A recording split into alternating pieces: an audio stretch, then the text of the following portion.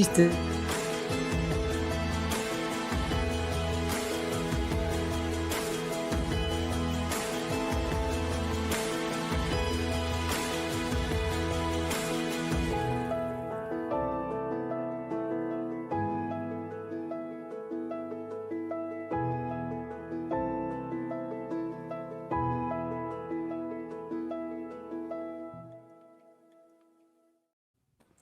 Welcome. This is our Yahweh vlog, and this is our family hour, and we do have a full cast of characters tonight. Up there hot sheeting, which means that he's doing another program within less than 30 minutes of completing a program. That's our beloved Kevin upstairs, and not only did Kevin do that, but he made a few hundred entries to our timeline yesterday on the website. So thank you, Kevin, for being here. It's been a long time since we've had a good conversation, hasn't it? It has been, yeah. Yeah, about 20 minutes. We did 30 a blog minutes on the blog. Yeah, a blog on the blog. JB, we missed you last week. How you doing, man? Uh-oh, JB is not hearing us. That's a beautiful sunset that you have, JB. I hope we get you so that you can hear what we have to say. But at this point, it's radio silence with JB and in that sunset. We're getting some echo back there. Captain Kirk, it's been, again, about 30 minutes since we did our program on the blog on the blog. That was the first time you had a chance to participate on that. That's a fun format, isn't it? I'd like to. I like it better with Kevin than me, though. Yeah, I like the fact that with the three of us and with Rich chiming in mightily, four of us, it's a much better experience. I mean, I like the vlog on the blog the most because, well, I like talking about the impact of current events and how they're going to shape the future and giving people a unique understanding of how these things play into our future. And you brought a lot to the table with your understanding of the Canada-U.S. trade relationship and Carney's role, and how he represents now the rest of the world that is turning against the United States and the consequence of all that going forward. So, in fact, it's a pretty extraordinary kind of thing. So it was a really good show. But that's my favorite when we have an interactive show like that. I think it's much better than the monologues. Although Isaiah did say I was a talkative stick, and I'm not apologizing. Yahweh likes them that way. Will, you're in a beautiful sunset down there in the beach, and where is that? Where do we find you today? Well, I don't know. It was just something I found, a stock photo, but it does have the lesser luminary right above here, if you notice. Yes, yeah. And what we're finding is that lesser luminary is the Catan actually means that he's younger. That's why I've always been called by Yahweh a young man. He's 600 years younger than the Gadol Mayor, the greater luminary, and so it's primarily that he's just a young squirt. He's 600 years younger than the greater luminary, who was first born as or conceived as God's firstborn son, as Adam. Something we demonstrated, provided the proof, and I'll actually read through that statement. I translated it earlier today, because it's one of the most profound insights that you can imagine, is that Adam was Dode. And that means that Dode had at least 4 lives. I think it is 6 overall.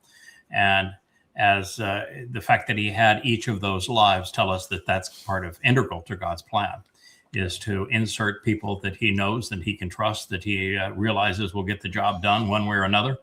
And when he finds a soul that's responsive in that way and responsible, he deploys them. Marvelous insight, I think. And we have Dr. Jeff. We know that you are at the hospital today, and that you have a very, very sick young lady that you're trying to save. So that's going to be your priority this evening.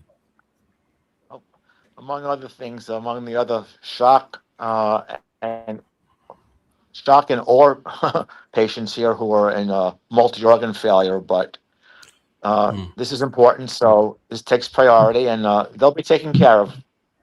Yeah, the fact of the matter is that you're part of a team. You're a pulmonary specialist, and the young lady we're talking about came into the hospital airlifted in with 25 years old with meningitis, It's such a horrible disease, how it strikes people unknown. And by the time they typically recognize what they have, it's hard to treat and it can be fatal. But you're one of many that is working with her. And I guess the next 48 hours will determine whether or not she's going to be responsive to the treatment. Correct. Hopefully she will be, and that she'll have, regain her mental status and have no neurologic deficits. Yes.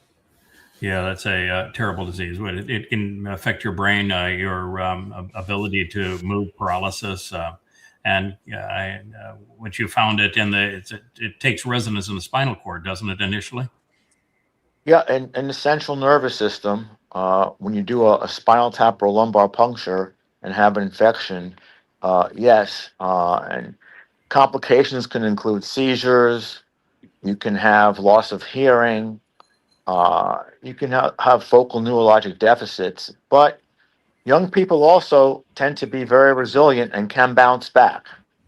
Yes. So, picking the right antibiotic initially is a bit of a guesswork, but based on statistics, if she has something like pneumococcal meningitis or Neisseria meningitis, I think she has a fair chance. We have the infectious disease service on the case as well, so we will see. We'll see. We hope the best for her. We have our Amma this beautiful evening. How is the Asherah and the Amma and Ruth? And I don't know how many other names that you have, but how is not as many as you? That's true. And this is not a contest that you actually win with more names. No. As you have found out, the more times that you're referenced, the more difficult the job is, and the greater the burden. The more responsibility, but God deserves our full support. We're going to see it through. So. I begged him about a year ago, as you know, and you were there, and you just said, "Oh well, it's tough." But I begged him. I said, "Okay." After Palmoni, you were like, "No more." You were coming in my study, and you said, "Oh, I've got another one." I said, "No, I'm full up.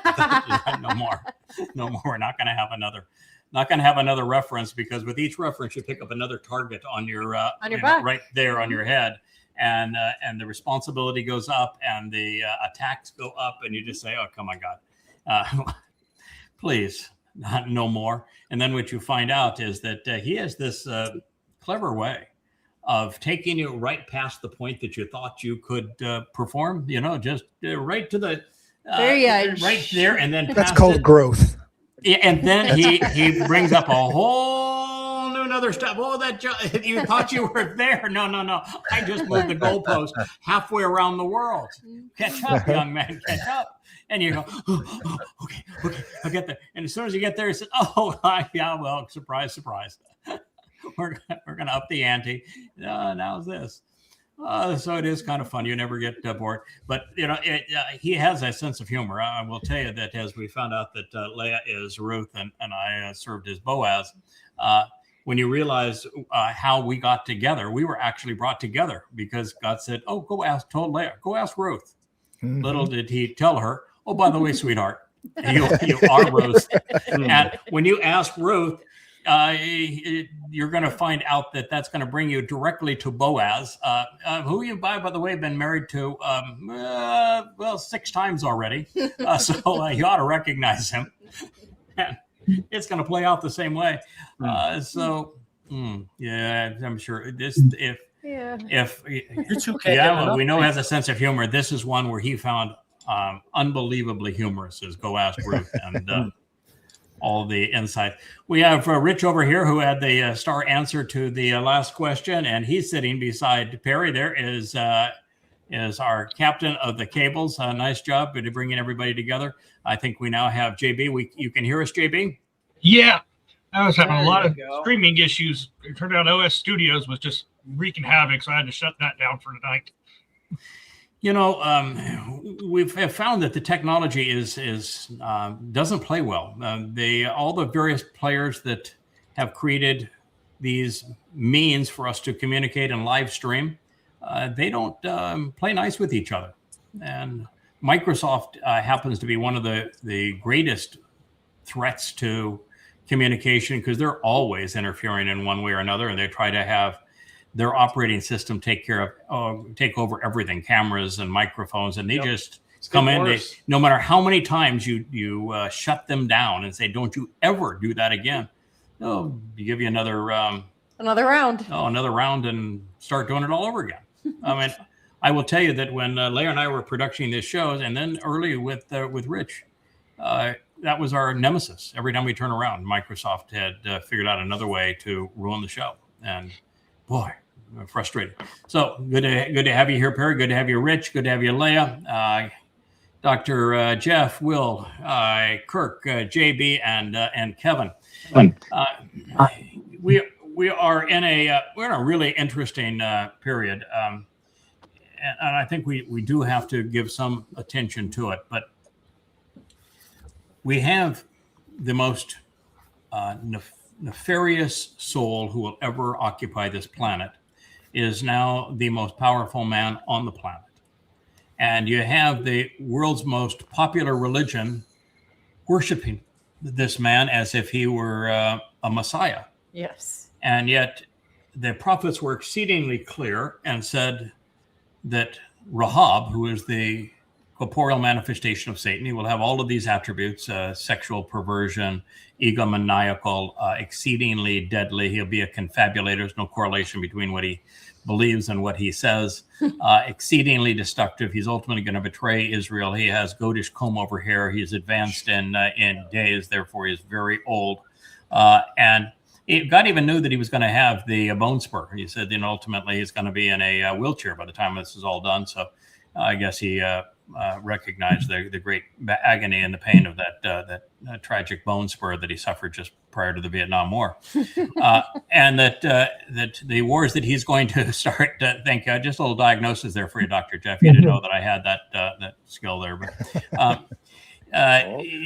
we've got literally Satan in the flesh as the most powerful man in the world operating in our midst, and yet he has a huge fan base of people who don't recognize it. Entire cult. Entire cult. And they're both religious and political. And then you have the leader of God's people, Israel, being the devil's apprentice. Netanyahu is the most disastrous thing that could possibly have happened to Israel, and Israel doesn't recognize it. Netanyahu and Trump are both popular in Israel, even though they are the two most destructive forces probably in the history of Israel.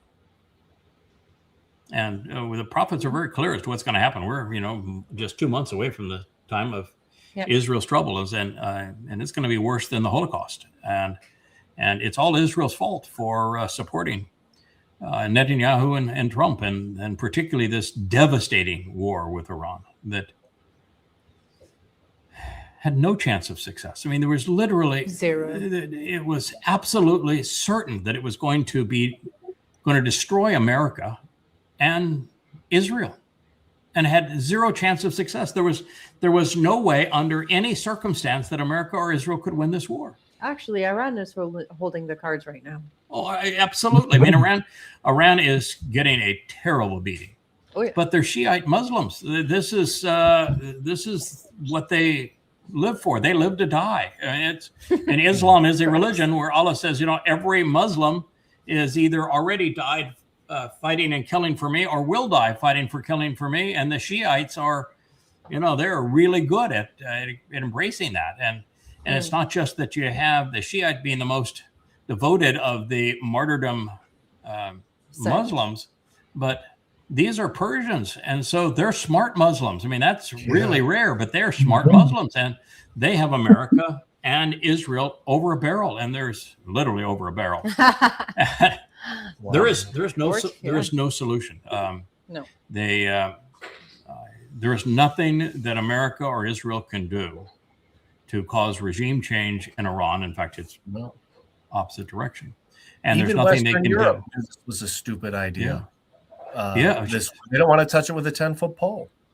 No, NATO has said no, not a prayer. And so Trump is saying that NATO is nothing but a bunch of cowards. Can you imagine? You take your single most important defensive treaty, and you tell every other country that's part of that treaty you're a bunch of cowards, and that's something that MAGA can support the president of the United States saying.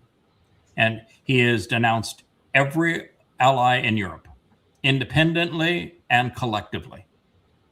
It's true. Like you said, NATO's a defensive alliance. This is an offensive war. Well, it is a very offensive war, and all manner of speaking. When it starts by killing 150 schoolgirls, and then you blame the other side and say, well, Iran has tomahawks. Obviously, they don't, and that they killed their own, and you won't apologize for it or recognize. That was a really rotten thing to do. Boy, you were grossly immoral at that point. And then you do a decapitation strike and you take out the nation's leadership, and then you complain that there's no one to negotiate a ceasefire with. He took out his top negotiators too. Yeah, I mean, maybe ought to have thought that through, right? Yeah, it's amateur hour with this guy. Or as they're saying now in the White House, it's not even amateur. The justification for Trump starting this war is the closure of the Strait of Hormuz. Yeah. As opposed to recognizing, wait a minute, Strait of Hormuz was open before you started the war, and it's as a consequence of you doing this, the Strait of Hormuz was closed, and all he's got to say is show some guts and run the blockade. Say what? Yeah. My suggestion was he's got a lot of money. He's made $200 billion since he become president on all manner of shady deals. Yeah, he could become the new super merchant sailor of the world. He could become Carthage and insure his own vessels, and he could become Admiral Bonespur and run the blockade himself. I like that. I was going to say, Rahab Bonespur is the last one who's going to be talking about courage. You would think so. You have 6 deferments from Vietnam on bone spurs, and you want to talk about lack of courage and guts. He can show up. Admiral Bonespur, buy the fleet, run the blockade, go for it, Bao. You think he just had a resignation? Yeah, he just had a resignation of one of his top consiglieres, who basically said Netanyahu convinced him to do it. Yeah, well, that's because his consigliere is a anti-Semite and has been for a long time. He is a nutcase Christian that is an anti-Semite. He's a white supremacist. He was a promoter of the Proud Boys, of the insurrection. That is a really disgusting human being. By the way, he is also being investigated right now by the FBI. But if that's your friend, you don't need enemies. Yes. And the fact of the matter is that Netanyahu is absolutely wrong. He's been wrong about everything for the last at least 5 years. He has been a great liability to Israel, particularly over the destruction of Gaza after 10/7, and then the obliteration of Lebanon, and then his bombings of Syria, and now his second war against Iran. Netanyahu is a disaster for Israel, and he's hated all over the world, and he's caused Israel to be hated all over the world. But Netanyahu, the only way that Netanyahu could have convinced Trump to engage in this war that will be his undoing is if the Mossad confiscated the most incriminating of the Epstein files and was holding him ransom to those files. Well, that would be it. There's no other way that Israel could hold him ransom. And one of the things that Israel would not have thought through, if that is the case, if he played along with Israel because they had him nailed on the Epstein files, and as that 14-year-old girl that has the testimony that she was so badly abused, raped multiple times by Donald Trump. if they have the evidence of that, and that's how they convince Trump, let's just pretend. I don't know this to be true, but that's the only rational way that Israel could have convinced Trump to play along. You know, this idea that AIPAC and the Israeli lobby are the influence, which is what all the little talking heads say on social media, is utterly nonsense. This Donald Trump has taken $200 billion in bribes. Yes. He and his family, $200 billion in the last year. Money. $200 billion in the last year. Israel hasn't spent $1 billion in AIPAC sponsorship of everybody. And so Trump is at least 200 times the entire budget of AIPAC. And so, and that's on the other side. So there is a 0% chance that that's the case. So the only chance would be on Epstein. But the problem that they have is that the prophets have all said that Trump, as Rahab, is going to betray Israel. And that the way he's going to betray Israel, they've also been very clear, he's going to give the heart of Israel to the Muslim enemies. And the reason he's going to do that is because the petrodollar is crashing. And with his invasion of Iraq, it's over unless he can convince a couple of those nations, whether it's Kuwait, Qatar, Saudi Arabia, UAE. He needs at least 2 of those countries to agree to continue the petrodollar when they're all want to bail out of it now, because the other side of the agreement, the United States was supposed to protect them, and the United States abandoned the bases. The bases were destroyed, and now their refinery capability is being destroyed because America is doing that to Iran. So there's no substance to the petrodollar now. Without the petrodollar, America is bankrupt because that's the underpinning of the reserve currency status that funds our debt. And the only thing that Trump can trade them, because he can't trade them security anymore. He can only make the family dictator of one of those Muslim fiefdoms a superhero in the Muslim world by making Israel vulnerable by cutting out its heart to establish a terrorist state in the midst of Israel. That's all he's got to offer. And that's what he will offer. And the only question is, will he offer it in the next 1 month, 2 months, 3 months, or 12 months? But that is what he's going to do. And the prophets are very clear about that. Craig, I have to ask you, as a expert teacher and master of words in the Barim, how wickedly ironic do you find it that the adopted name, and I call it an adopted name for the Netanyahu family, it means gift of Yah. How ironic is that? Yeah, they chose that name for themselves. It was exceedingly egotistical. But, you have a lot of people in the history of Israel that chose names that represented the opposite sentiment of their lives. Yes. It's really quite common in Israel to do that. But I can tell you that there are very few people in the world that Yahweh hates more than Benjamin Netanyahu. What's amazing, too, is that his name is Benjamin Netanyahu. He is universally supported by the Haredim, and they won't say Yahweh's name. Right. Yeah, what does that tell you? How is that even possible? Nope. Or do they know who Nathan was a prophet, right? Mm-hmm. Yeah. And who did Nathan talk to? Dode.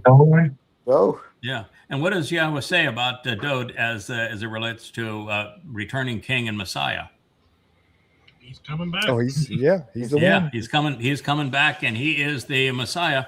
So why in Judaism, with Nathan being the person that Yahweh used to speak to Dode, and God said, he is my Messiah, and he's my son, and he is your savior, and he is the returning king, are they looking for an unnamed Messiah at an unknown time?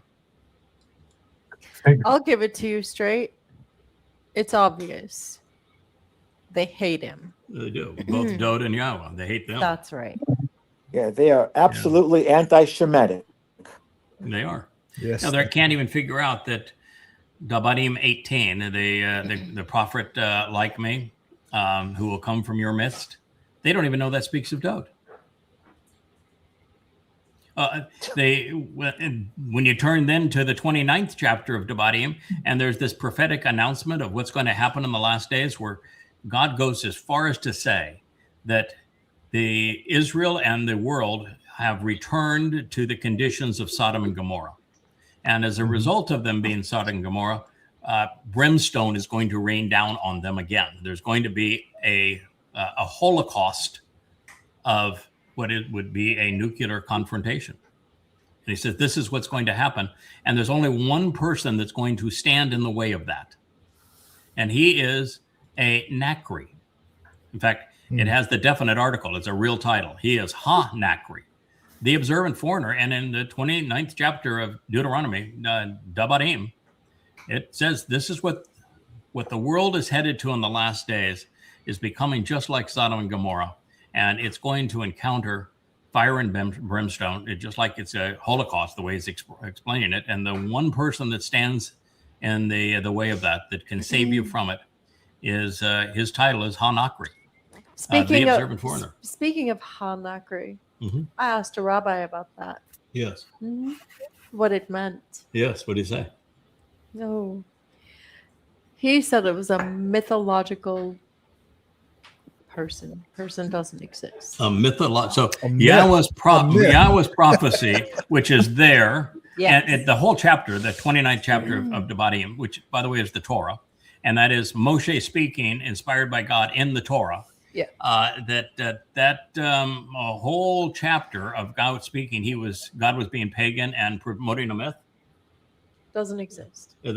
And so when Solomon, but see, Satan doesn't exist in their mind either. When Solomon gave the Sermon on the Mount at the commencement address to all of Israel, when the home for Yahweh's name was open, and he spoke of this same individual. He spoke of him like, of course, you know him. He's been introduced already in your Torah.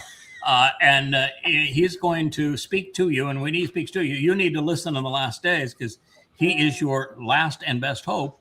That's the same mythological creature? I didn't say they were smart. So would you say that when Yeshaya, Isaiah, over and over and over again brings our attention to the Nakar, this observant foreigner, he was speaking of a mythological creature? What about the Chodar? Is that another mythological creature with the seven spirits of Yahweh? That's quite a myth. I'm pretty sure that Yahweh's going to treat them as if they were mythological creatures too. Yeah, but by the same token, that they don't not only do they not give credence to the very people Yahweh says are going to save them, which would be the greater and lesser luminaries and the Ha-Nakri and his Mashiach and firstborn Bokor, they don't think there's a Satan. So when Yahweh speaks of the adversary as Ha-Satan, devotes a whole chapter to him in Isaiah 14, talks at length about him in Genesis 3, and Bereshith 3. They don't think he exists either. No. They, by the way, don't think Sheol exists. No. When Yahweh says that it does. So why do they think Shamaim exists?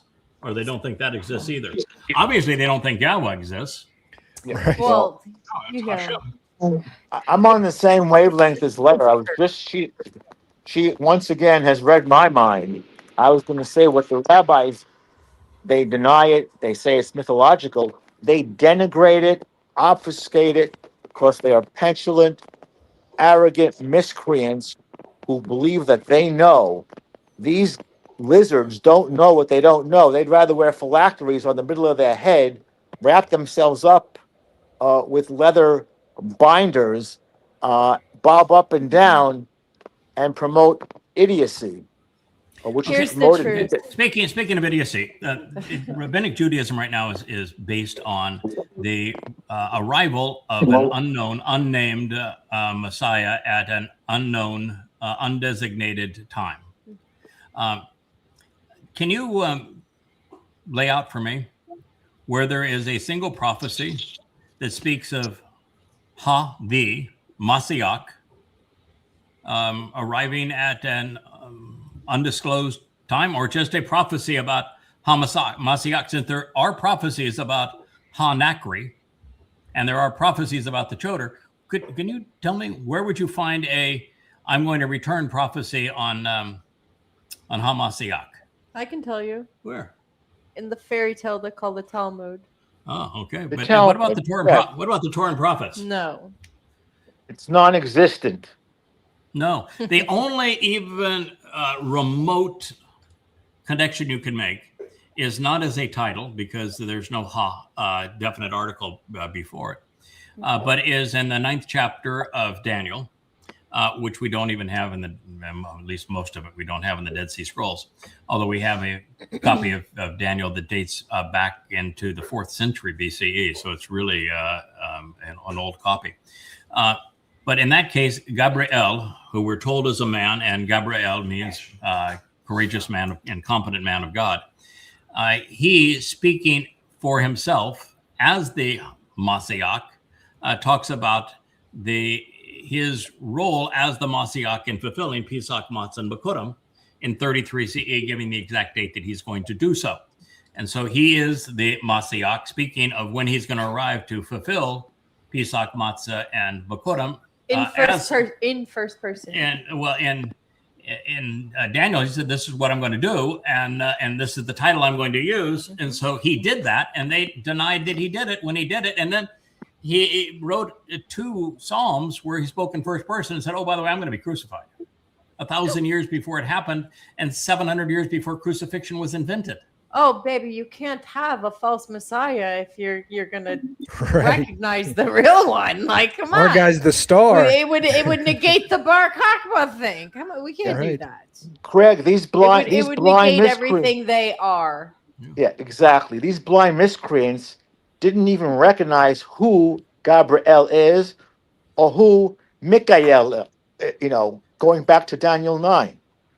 Yeah, now Michael is a little bit of a challenge because it's ma, which means to ponder the implications of, ka, that which resembles and can approximate, can represent, and then el. So it's one who can represent God, and one who is right about God is what Michael means. Now that's you got to be on your game to take the time to figure that one out. Gabriel is not difficult. Yahweh says that Dod is Gabor over and over and over again. And the most important prophecies about Dod, he's always listed as Gabor. Gabor is based upon what Hebrew word? Do you guys know? Gabar. Yeah, Gabar. Gabar. And what does Gabar mean? It means strong man. Strong man. It's like a warrior. Capable. Like a warrior. Right. Yeah, and when it becomes Gabor, you're dealing with a fighter, a battler, a very courageous, bold, aggressive, resilient man. But somebody you don't want to meet. Gabor and Gabor are always a strong man. That's the root of it. It's like when you're dealing with the Zakar, you can't get anything other than man out of Zakar. So it's a memorable man. It's like saying, I don't know the meaning of Adam. When if you don't know the meaning of Gabor, and Gabor El would mean the most courageous and capable man of God. And when Daniel sees him both times, he says, "Oh, by the way, he's an ish, he's a man." Twice he says he's a man. And so you can't figure that out. And you're supposed to be smart. Whoa. We're still talking about the same people who wrote the book of Enoch? Yeah, come on.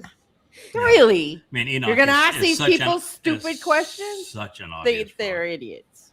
And earlier today, I shared, and I'll read the translation in a future program, but I showed something that I think is really earth-shattering. I would say that it's up there in the top insights that we have deduced along the way. I came to the conclusion independently that Dod and Adam were one and the same soul. That Adam's soul was Dod, and Dod's soul is Adam. And I did so for 2 reasons. One was that God makes it very clear that Dod is his Bakor. Bakor means what, guys? Firstborn. Firstborn. And it's masculine, so it's firstborn son. Firstborn son. So that means that Dod is Yahweh's firstborn son. He says that Dod is my Bakor, my firstborn son. Wait a minute, but Dode was like the 8th kid of a jerk and an unknown horrible woman and a jerk of a man when he found him at that time. So obviously he was not Yahweh's firstborn son when he found him as the 8-year-old shepherd boy, was he? No. Couldn't be. It doesn't fit.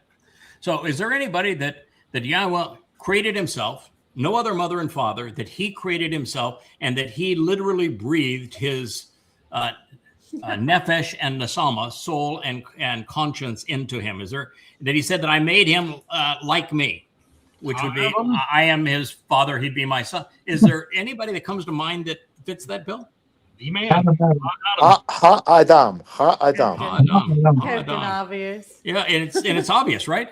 So that was my first clue. I said, well, I'm going to go with that. That is good enough for me to say, you figured that one out. Good for you. I don't know why anybody else couldn't have figured it out the last 6,000 years, but you got that one right. By the way, you're not the first person to figure it out. Chinook did, but it's impressive.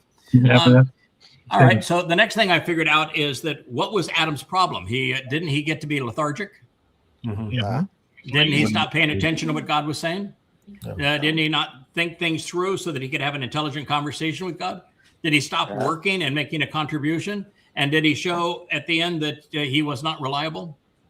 Yep. Yeah. And did he blame everybody but himself for his own poor choices? Absolutely. Do you know anybody else that did that? Yeah. Dode. Same character. Dode over the Bathsheba affair. He was sleeping during the day as his rest of his countrymen were out fighting a war. He'd sent them off to fight, and yet he was lounging around in bed during the day. During the evening, he became a voyeur. He was drinking himself into a stupor. He spied on a married woman. He connived to get her in bed. He impregnated her, and then he went over this whole scheme to take advantage of her husband and murdered him. And compromised his lead general. And then when it all happened, and God says that was really, in fact, God wasn't speaking directly to him at that point.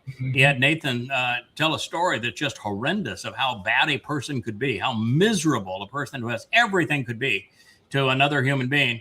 And don't say, "Oh God, what a terrible person! What a terrible story! You ought to kill that person." And Nathan said, "You are that person."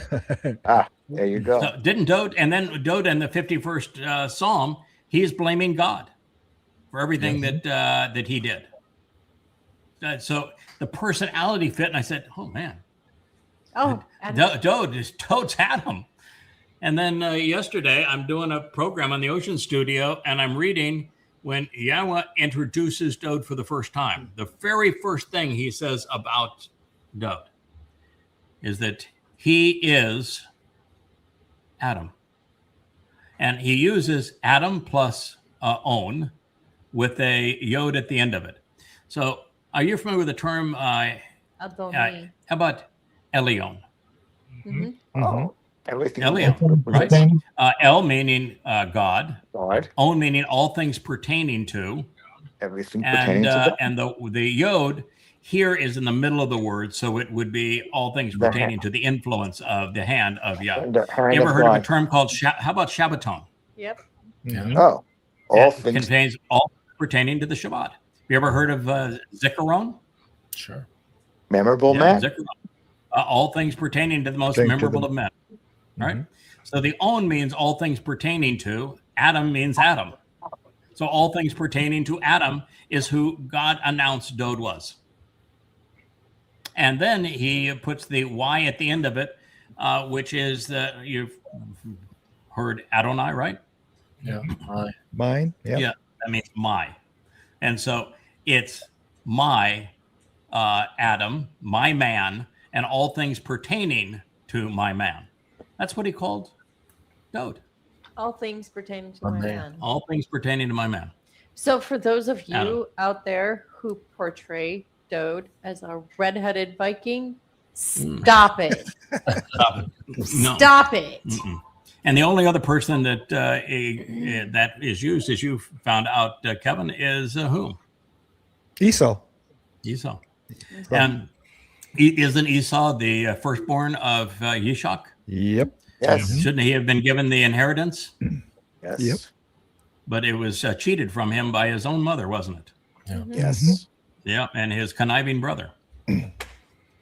And yeah, it's so in the introduction. Whenever it's the first thing when Dode shows up, go get the kid. He shows up there at Samuel. It is it's in his introduction. I don't mean it is. It's the first, not just introduction. It's the first thing he says, and then you turn to the only other place it had been used was to speak of Esau, and then because God always comes full circle, who is the man that Isaiah said is going to save many? Man from Edom. The man from Edom. Isn't Edom based on Esau? And when Dode falls on his face relative to positioning the Ark of the Covenant where it has to be in Jerusalem for him when he returns to anoint the mercy seat of the Ark of the Covenant, and we have an idiot interferes with the bull that is relocating it, and Yahweh says, "No, I'm going to kill you for that. That's unforgivable." And Dode has a conniption fit. And Yahweh said, "Okay, well, I'll take it from here." And who does he give the Ark of the Covenant to? Obed-Edom. Obed-Edom. You know what Obed-Edom means? It's one of Yahweh's many titles. It means the servant of Edom. It means to work for man. Obed-Edom means to work for man. And he's the one who repositions the Ark of the Covenant, isn't he? Yes. Well, we're certainly not doing this for ourselves. So that's for sure. Put the pieces together. Edom is going to reconcile the broken family, isn't he? He will. But what gets really interesting, Craig, and you've recently disclosed this, is Yah makes it clear that the number 8 is great. Mm-hmm. Yeah. Talk about Yishay and the rejects. And then 8 son, isn't it? Yeah, you know how many lives I will have, how many deployments I'll have by the time it's all done? 8. And Leah will have 8 because every time I go, I have made a deal with Yahweh, she comes with me. I have a good taste. I say, okay, I like that one. A good woman's hard to find, I like that one. That one works for me. I'll do this, but I get that one.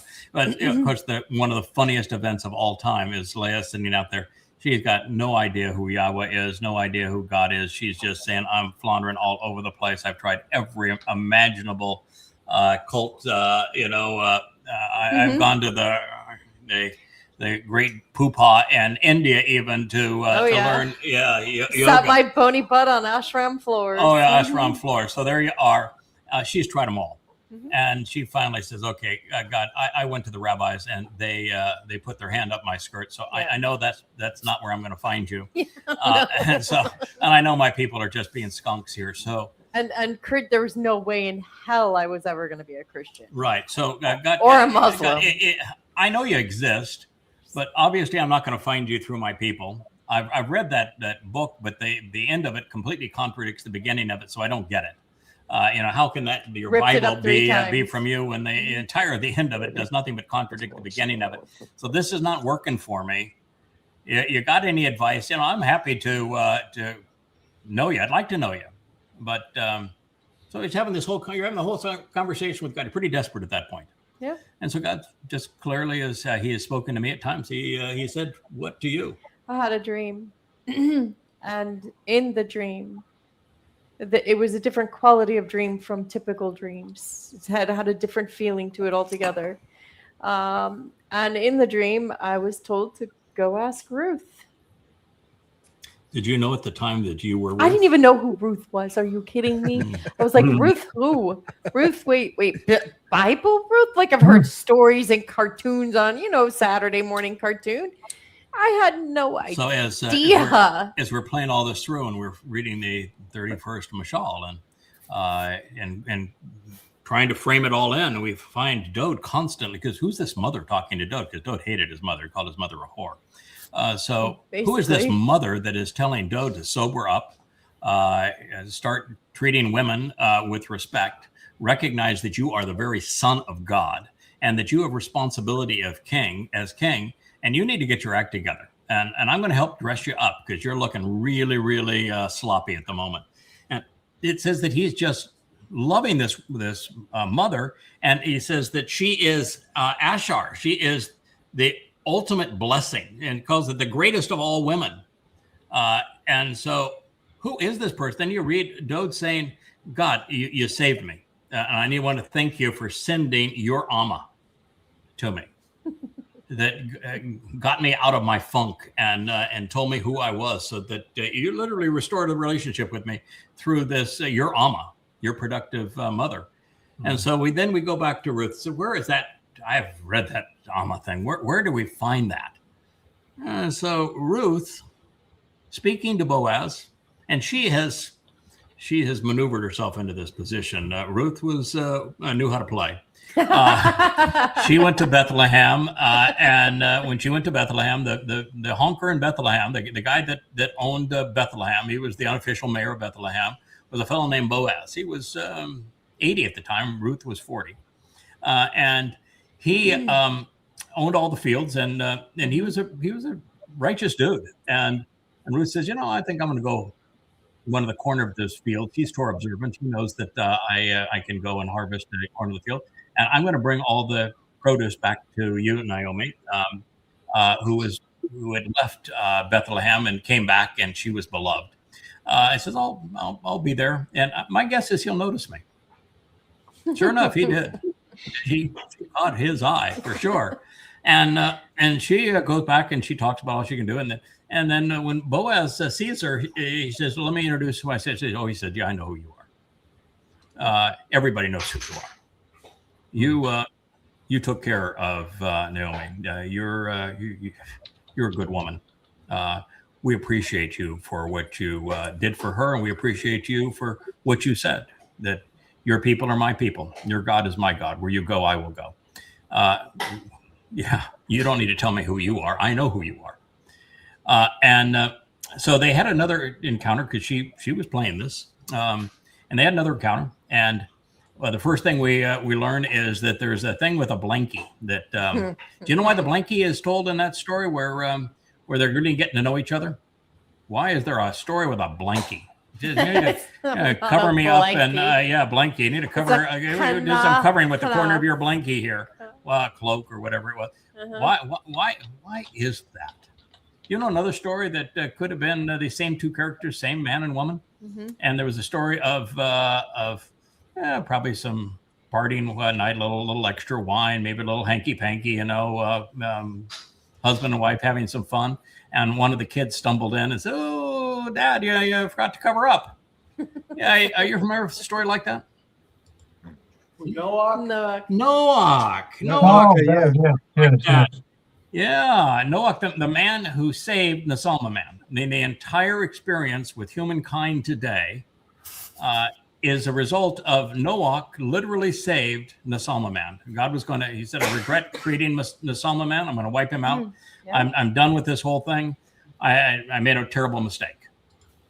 And then he inserted Noah. Noah knew Yahweh really well. They had a history together, baby. And Noah literally saved Nasalma man. Without him, there is no Nasalma man. And so that whole story about Noah and the exposure, well, it's repeated in the story of Ruth and Boaz. And so they're having a little conversation, and he says, who are you again? It's a night that she was hanging out, I think, in one of the barns or one of the no, she was hanging out. They were on the threshing floor. Oh yeah, on the threshing floor. Yeah. Okay, so they're on the threshing floor. And by the way, what city do you think they were in? Jerusalem? No. Bethlehem. No. Bethlehem. Bethlehem's where they are. Where did the kinsman redeemer come? Okay, we're gonna have the story. So she says, I am Ruth. By the way, Ruth means that I'm a shepherdess. That's what Leah did after she became a seamstress, which is the 31st mashal. She became a shepherdess and says, I'm a shepherdess. And I am your Amma. Oh, wait a minute. They weren't married. They weren't no hanky-panky at this point. I'm your Amma. I'm your productive mother. And she said twice, I'm your Amma. Yeah. Which is this term that now applies to Leah. I am your Amma, and I'm going to deliver to you, Boaz, the kinsman redeemer. So who do you think that Dode's mother and father were when Dode was born the old-fashioned way? The dad having fun with mom. Mom gets pregnant. Mom delivers, water breaks. That's, if you read I think it's the 12th chapter or 9th chapter, right in the beginning of the 22nd Mizmor, Dode interrupts the whole play and said, okay, Dad got my mom pregnant, and my mom, she delivered me, and the water broke, and there I was, and then I snuggled against her breast. Kind of nice experience after the end of the horrible previous life with a whore as a mother and an absentee father. Rips the whole thing. So who do you think that mom and dad were delivering the kinsman redeemer in Bethlehem? Well, our mom and dad? Boaz. Yeah, Ruth and Boaz. Ruth Who and was Boaz. it that delivered the 89th Mizmor to you? Yeah, absolutely. The 89th Mizmor was delivered to save Dode from himself and to restore the relationship with Yahweh so that he could go on to fulfill Pesach, Matzah, and Bakodim. But Yahweh was not, after the whole Bathsheba thing, Yahweh said, okay, kid, you did a nice job of coming back and the relationship's restored, like what you wrote, like what you've committed to do. Now you're on your game again. You think he just says, we'll just roll the dice again. I'll have you born to Just anybody? to any Chaim and Y'all schmoll. any schmo out there, and figure it out on your own. And I hope to see you at Pesach. No. You think there's any chance of that after that episode? None. No. And so, he was raised protected by his father. Would you leave it to chance? No, and his father and mother loved him, and they saw it through all the way, and including Dad being there with him all the way through the crucifixion and the journey into Sheol. We were never apart, and Mom was there at least up to that point, and those idiots that were now perceived as being disciples. Shimon, they were his brothers. Shimon, Jacob, Yahuchanan. Yeah, they were his brothers. They were his brothers. Yep. The story is just so powerful when you put the pieces together and figure out why God would do it this way. It's first, we now know from Dode that absolutely unequivocally he's inserted into the timeline 4 times. He's already been inserted 3 times. And that we know that Elia has at least 2, and it's actually more than that with Elia, but at least 2. We're told specifically that's the case. So why would God stop with just those 2, particularly when he tells his story that it all revolves around the 2 luminaries? So you think the other luminary is a one-shot wonder? No. Craig, how about the term the first time it was used, Dodi? Yeah, Dodi, that's really an interesting thing. You bringing it up, so you probably talked to Leah, because most people don't know this. Are you familiar with the term Dodi? Any one of you know the term? Leah, you don't get to answer because you're the all right. You're the one that brought this to my attention. I hadn't even noticed it. And Jeff, you probably heard it from Leah, didn't you? Actually, I heard it after you disclosed it. I didn't discuss this with Leah, but it just struck me as just so magnificent. I don't keep secrets. Yeah. I don't keep secrets very well. No. Are you familiar? Everybody's familiar with the infighting between Leah and Rachel, correct? Mm-hmm. Mm-hmm. Legendary. Yes. And you know that Leah's firstborn, because Rachel was barren initially, that Leah's firstborn found something that he referred to as, everybody thinks it's a mandrake. Whether it was a mandrake or not, I don't know. You know what they were arguing over? That they were fighting to do this for the benefit of getting Jacob's attention so they could deliver another son. They were fighting over Dodi. Yeah. What does Dodi mean? It means my beloved. My beloved. It's My Dode. beloved. It's Deleth, Deleth. That's Dode's name plus the Yod at the end of it, which means my beloved. They were fighting over my beloved, and nobody even notices it because they think they were fighting over mandrakes. Mm-hmm. They're fighting over Dodi. Mm-hmm. What do you think? You think there's a chance that maybe that was significant, or that when Moshe went AWOL and said, "God, you need to kill me because no one can do this job. I quit," and you got two people prophesying, and God says, don't worry about it. I've got a couple of guys. They'll take it from here.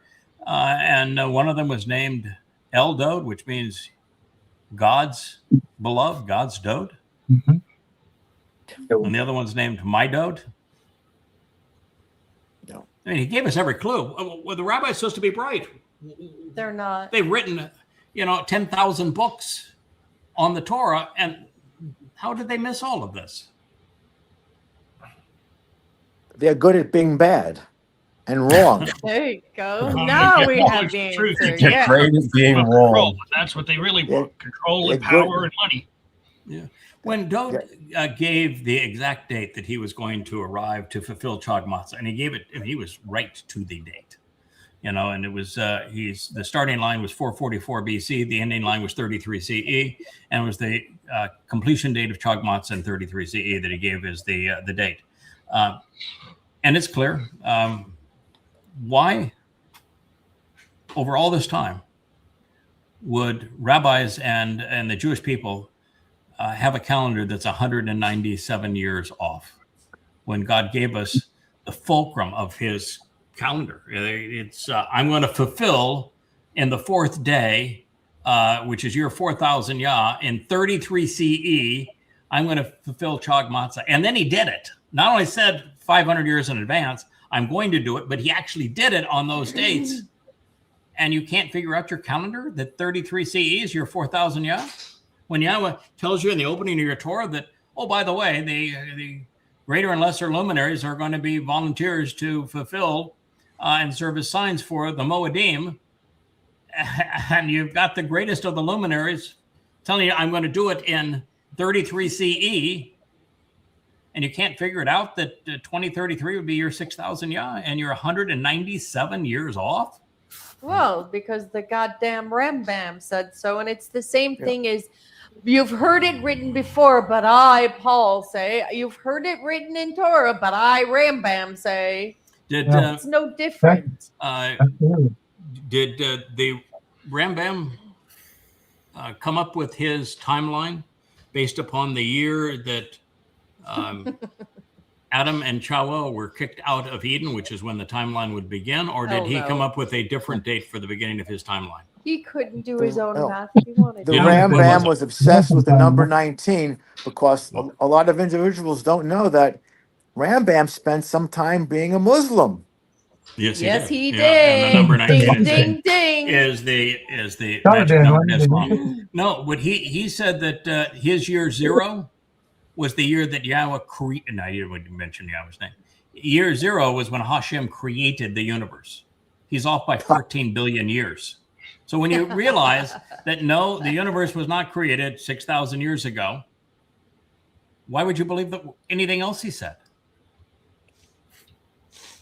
We've already proven that 6 24-hour days of creation, when compared to the microwave cosmic background, it was stretched 10 to the 12th power. That 14 billion years is 6 24-hour days. It's still 14 billion years from our way of looking at things, our time going backwards, but it is exactly 6 24-hour days. He got wrong the starting point, and he was only wrong by 14 billion years. Well, now you know where That's Christians close enough get for their government. weird ideas from. Yeah, and you know what the chapter that this appears in, you know what it's called? Sanctification of the moon. Oh, wow.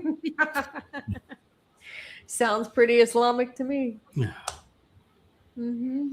So yeah. the boys, the rabbis just can't get out of their own shadow. I mean, the single, you talked about Rambam being a Muslim, and he was. They have their own feasts. They have their own. Yes. They have their own Purim, God. they just scheduled Purim. They have their own God. They have their own Messiah.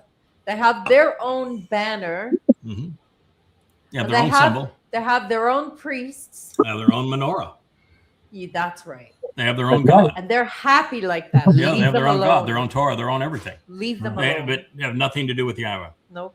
Completely estranged from Yahweh. There was another correlation, though, much earlier than just the Rambam being a Muslim and working for Saladin. And that is that without the rabbis, there is no Islam. Nope. There's no Allah. Nope. There's no Quran. No Jesus either. because the rabbis sold the Talmud recitals to Muhammad that he attributed to Allah to make Allah appear like a god and the Quran appear like a religious book. They literally sold them to him. Rabbis are the only reason that Islam exists today. And rabbis are the only reason that Christianity exists today, because Paul was a rabbi. That's right. And he created the whole myth of Jesus. And the rest of the rabbis were so screwed up that they didn't recognize that Dode said, no, I'm going to come on this date and I'm going to be the one who fulfills that. And there wasn't a single rabbi smart enough to recognize it. And then 100 years later, on the Yobel year, Rabbi Akiva, the father of rabbinic Judaism, voiced a false Messiah. And so the father of your religion promoted a false Messiah that caused the diaspora. If I may, I don't think that they were stupid enough. No, I don't think that is at all what happened. I think they abjectly rejected him, just period, Yes, and did. came up with their own. Yeah, They rejected him. They rejected Yahweh, and so they Yes. rejected Yahweh's son. Yes. They rejected Yahweh's It's a Moedim, pattern. his annual feast. And you can't say, well, they celebrate Passover. No, they don't.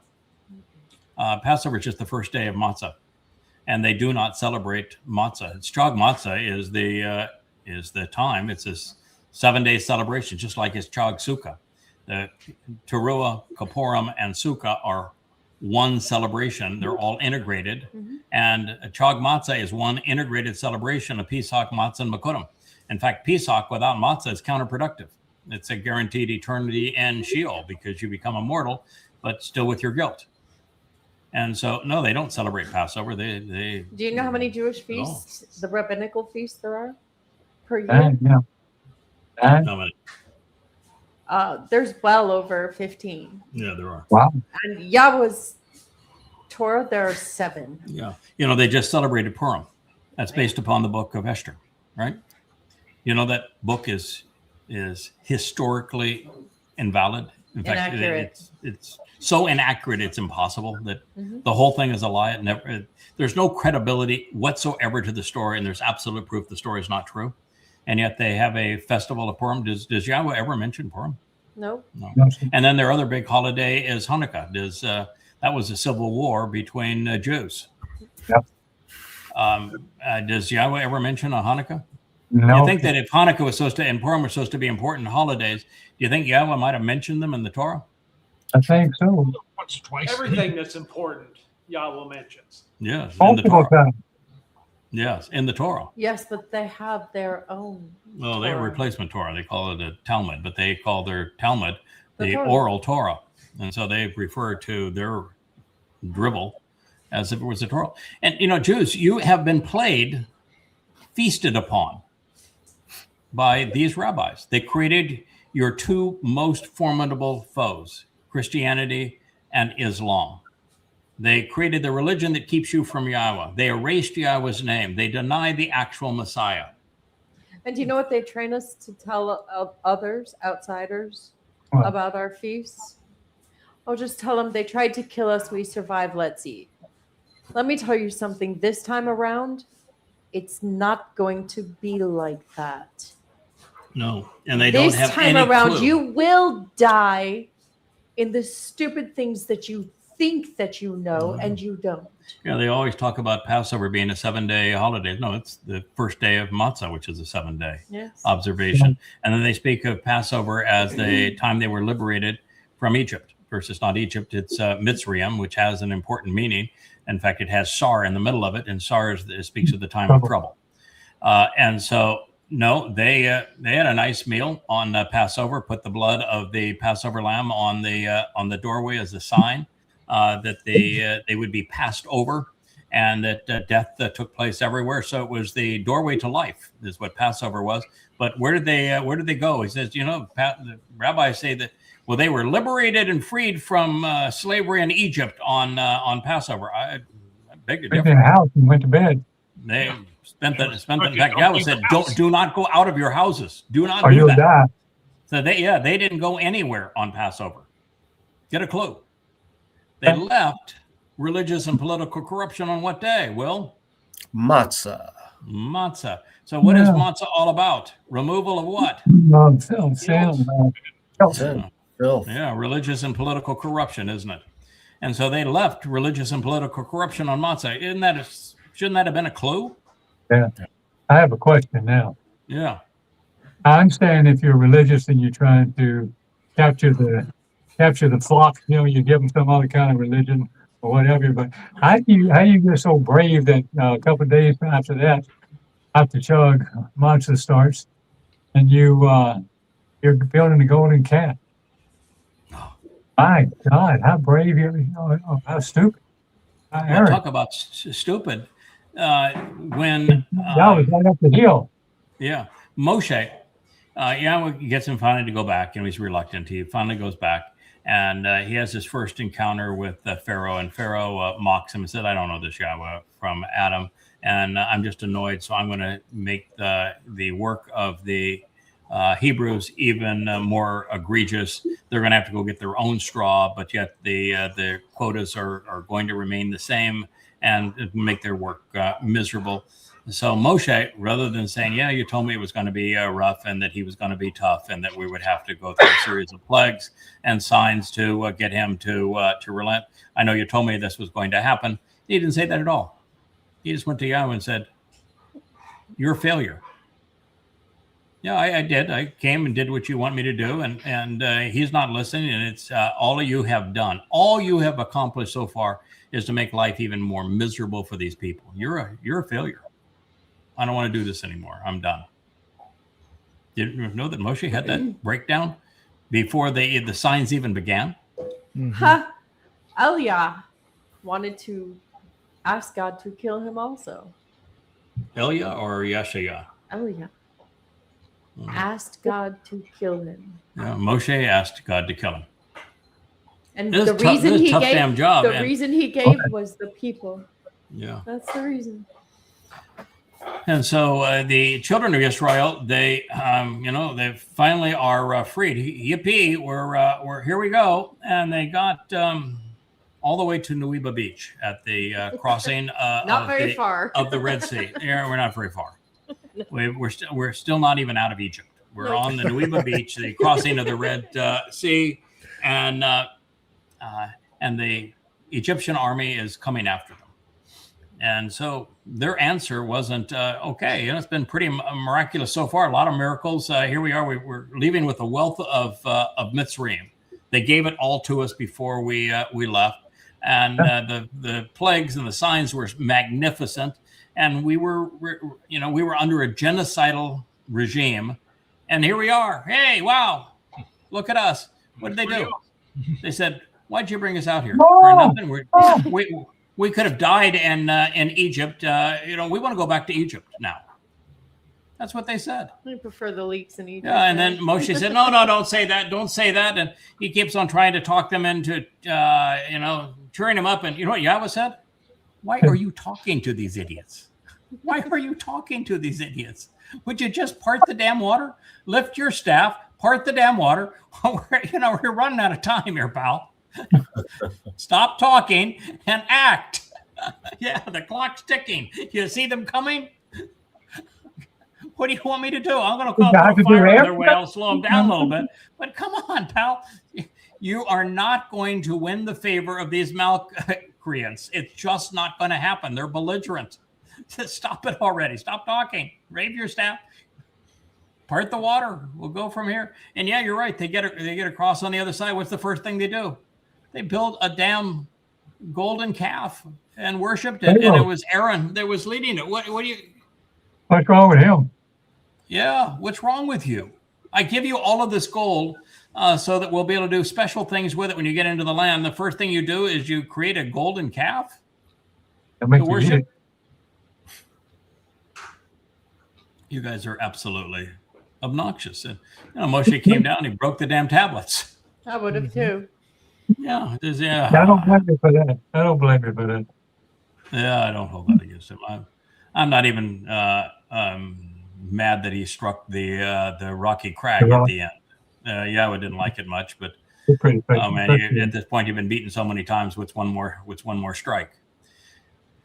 But this is the story, and the story of that 40 years Exodus. There are virtually no high points. It is just low points. When you were translating it, JB, did you ever find much of a point? Say, wow, that's really impressive. Boy, the children of Israel, they are listening to God. They're doing the right thing.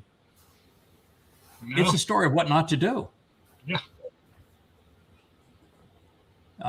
The fact that Jews, dress their Torah up as a whore and put it inside of the dingle balls and, all of the fancy stuff and fondle it and kiss it. And it's because you don't want to read it if you're a Jew.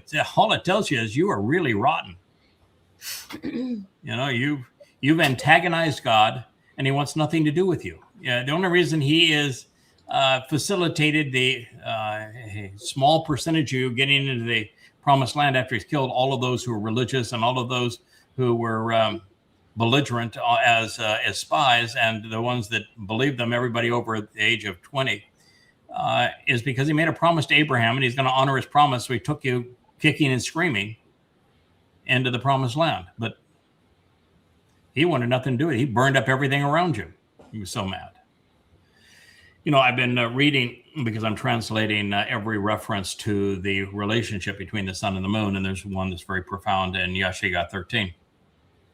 In Yeshaya 13, there's 7 or 8 statements in a row that God says, I am so disgusted that I'm going to annihilate people. I'm going to conduct an extermination event. There'll be very few people that are going to survive this. I'm going to wipe out mortal man. And I'm going to do it because I'm so disappointed. And what they have done to trash my land and my people, I'm just going to conduct an extermination event. And I'm going to do it because I'm so disappointed. And it's repeated over and over and over and over and over I again. Share Yahweh's sentiment. It's very disappointing. Yeah. So it's really a profound place we find ourselves. So now that we're an hour into our program, which is pretty good for us for the chit chat portion of our program, let's turn to the meat of our program, which was going to be advancing into more of the 89th Mizmor. The 89th Mizmor has it's 3 sections. Yeah. The first section is Ethan Haj Rocky, the perpetually deployed and prepared one. He writes the first section of it, and he talks about his relationship with Dode, his relationship with Yahweh, some prophetic things that are going to happen. Ultimately, at the end, the demise of Rahab, so that when Rahab's gone, it's appropriate for Dode to return with Yahweh. And so he's setting up what he knows about Yahweh. He knows Yahweh pretty well. At this point, he's 2,400 years old. So he spent a lot of that time with Yahweh. And so he knows him pretty well. And he talks about Yahweh's qualifications as God. And that's the first third of it. And the next third of it is Yahweh saying, that's my kid, talking about Dode. He's my son. I'm his father. He is all things pertaining to the influence of God. He is the king now and forevermore. He's going to return as brilliant as the sun. And he is going to return and be forever associated with the moon. And he is my Messiah. I have personally anointed him. He is the one who literally conceived or established is the right term. He's the one that established the covenant. I literally cut the covenant, made it possible for the covenant to exist because of Dode. And he's the only one through whom I've made these promises. He is my promised one. He is my chosen one. So the middle third is God saying Dode is the most important man of all. He is the man. He is my man. He is my son. He is your savior. He is your king. He is the Messiah. He's everything that they gave to pretend Jesus. It's pretty remarkable. The final third is about God saying, you reprehensible scum. I've told you all of these things about my beloved son and our relationship and all we're going to accomplish together. And you skunks, you had the just despicable gall to discount him. to rob him of all of these things that I have said about him. And for that, you are done. You have destroyed your relationship with me. That's the final third. And that's where we are. We're in that final third. And but now you yourselves have become stagnant and rancid, foul and loathsome, for having refused to accept, and you have actually pushed aside, even rejecting and spurning, disassociating from, by repudiating on your own initiative, while trying to get rid of, while presumptively passing over your Messiah. 89:39. So Leia was right. Over and over. You're rancid because of this. You're loathsome because of this, because you refused, you pushed aside, you would not accept. You rejected, you spurned, you repudiated. You abar, basis of Passover. You passed over. That's right. Boom, boom, boom. Boom. You're Messiah. So if you're a Jew and you read this, what did you do? Why did you do this? You passed over your Messiah. That means your Messiah was not Bar Kokhba. That means your Messiah is Dode, because he's the one who is stated over and over by name in this Mizmor. You passed over Dode as your Messiah. Is there anybody in Judaism that credits Dode with being the Messiah? No. Hell no. No. So there it is, kids. We made it make sense. Yeah. This is the reason why Jews are so hated today. They are not under the protection of Yahweh. No. They don't know him, and he does not know them. Yeah, he's repudiating it. He says, you passed over your Messiah. So if you're reading this as Jew, Jews are literate. Hebrew is their first language. You'd think. Most of them speak English as their first language, but many of them speak both Hebrew and English. They can read this. How do they deal with it? They don't. It's simple. They don't. There's just no excuse for that sort of thing. And then God's not done. When God gets a burr in his craw, he doesn't just spit it out and say, well, that was irritating. Let's go on to the next subject. No, he doubles and triples down. He wants to make certain that you get the message. So here's what he said next. You have repudiated and renounced the covenant with your co-worker. So by disassociating from Dode, by rejecting Dode as the Messiah, you've repudiated the covenant with your co-worker. That means there's a direct connection, and God's already made it. He said that in his first statement about Dode, that Dode established the covenant, that Yahweh established the covenant through Dode. That's right. And now what he's saying is that because you've repudiated and refused to recognize and accept your Messiah, that you've also repudiated and renounced the covenant. And the reason for that is, boys and girls, you can't be part of the covenant unless you recognize what Dode and Yahweh have achieved together. If you don't recognize what Yahweh and Dode have received together, you cannot be part of the covenant, because it was through Dode that Yahweh fulfilled Pesach, Matzah, and Bekurim. Yeah. It was through Dode that Yahweh established the covenant. And so if you don't know how Dode and Yahweh worked, and therefore the intent of Pesach, Matzah, and Bekurim, and what Dode did in 33 CE, you can't be part of the covenant. So on a 1 to 10 scale, I would think that first statement, okay, you don't recognize your Messiah, that's bad on you. But you've repudiated the covenant as a result of that. Will, I mean, what do you say to that? It's devastating. It's very logical. It's if this, then that. Yeah. No, for sure. It's Psalm 89 is one that I read quite frequently. And you're right. This is the part where, there's a buildup in the psalm, but then that last third, Yahweh drops a real hammer, and it is just really poignant. The way he just brings this to the forefront that, you have repudiated the essence of your Messiah. You've cast it down. You've torn down his sheepfolds and all of its walls, like just kind of reciting the damage that you've done. Do you understand the consequence of rejecting Dode? It unravels the entire covenant. There is no covenant. Nothing was fulfilled. There is none. God said, I established the covenant, I established the covenant through Dode, which means that if you repudiate Dode, you're repudiating the covenant. And if you repudiate the covenant, there is no salvation. The only way we approach God is the way that he established through Abraham and through Dode. Yeah, Yahweh's plan is all about Dode. And if you're not on board with that, it's not going to make any sense to you, and you're not going to advance with Yahweh at all. You could drop an anvil on their head, and I've done it before. Mm-hmm. It wouldn't make a difference.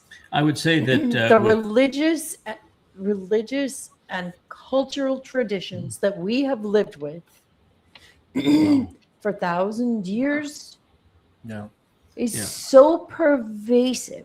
Everything was so vile. Mm-hmm. To this day, I still look for blood in my eggs. It's hard to stop doing a million lies. Things. A million lies. We're absolutely neurotic. One glimmer of truth. That's right. And there is no relationship with Yahweh apart from the covenant. No.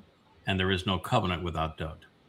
That's why, by the way, this 89th Mizmor is so important, because without the 89th Mizmor, the relationship with Yahweh and Dode is not restored. And if that relationship's not restored, there's no fulfillment of Pesach, Matzah, and Bekurim. And no Pesach, Matzah, and Bekurim, no covenant. Correct. Yeah. That's why the story of Ethan Hawes Rocky isn't casual. Not at all.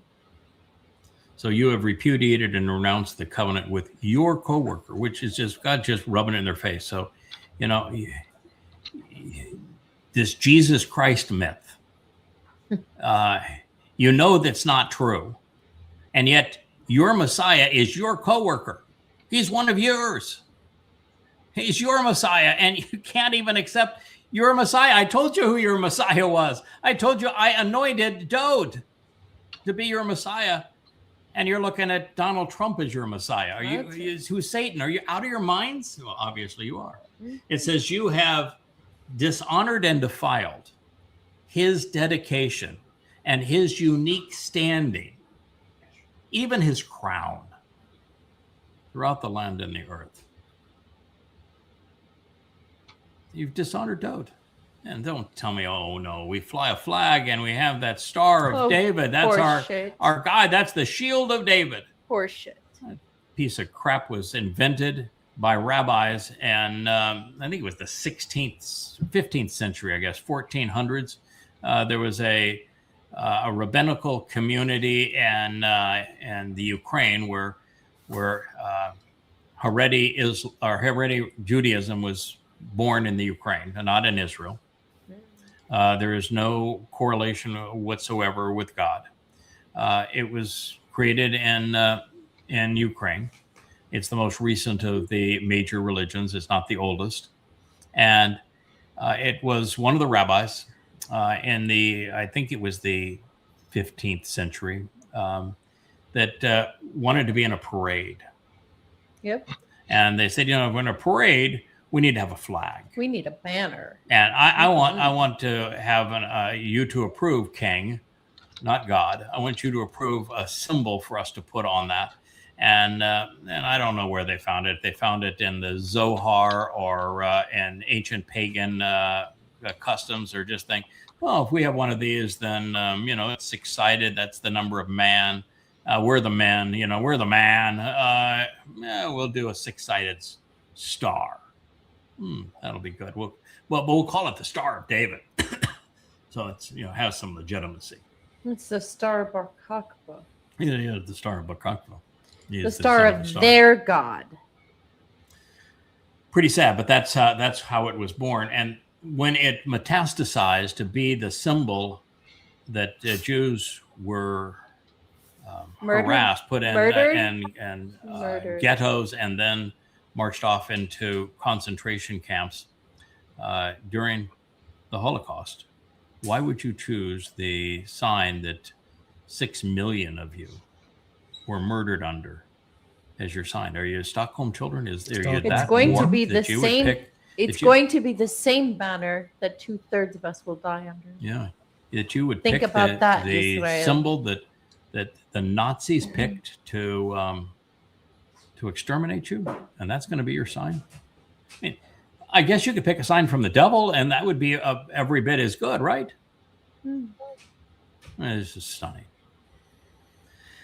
It says you've dishonored, you've defiled. His dedication. Dode was uniquely dedicated, and it takes some serious dedication. First of all, to fight to defend Israel, which he did. He fought 66 battles, won them all.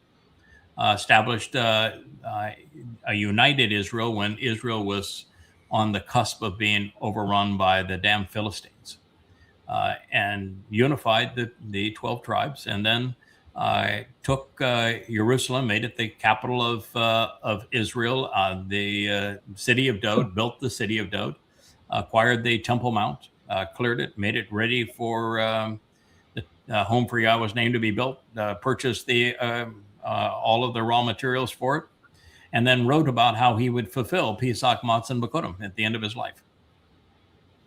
A pretty extraordinary guy. Bequeathed it to his child, and guess what? Yeah. He lost it all. For you, he volunteered to be crucified. That's uniquely dedicated, wouldn't you say? For you, he volunteered to go into hell carrying your guilt. But yet you've thrown his standing and his crown to the ground. It's pretty condemning. So when Dode is disrespected, so are the Moedim. That especially those that he fulfilled, and the covenant, of course, that he enabled.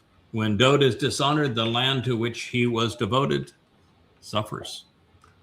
And that's truly amazing about, at least I think is amazing about all of this, is that Dode served Yisrael and Yehudim, making their rejection of his sacrifice even more bizarre. Is the greatest gift ever offered. And they tossed it in the trash. No one stood taller.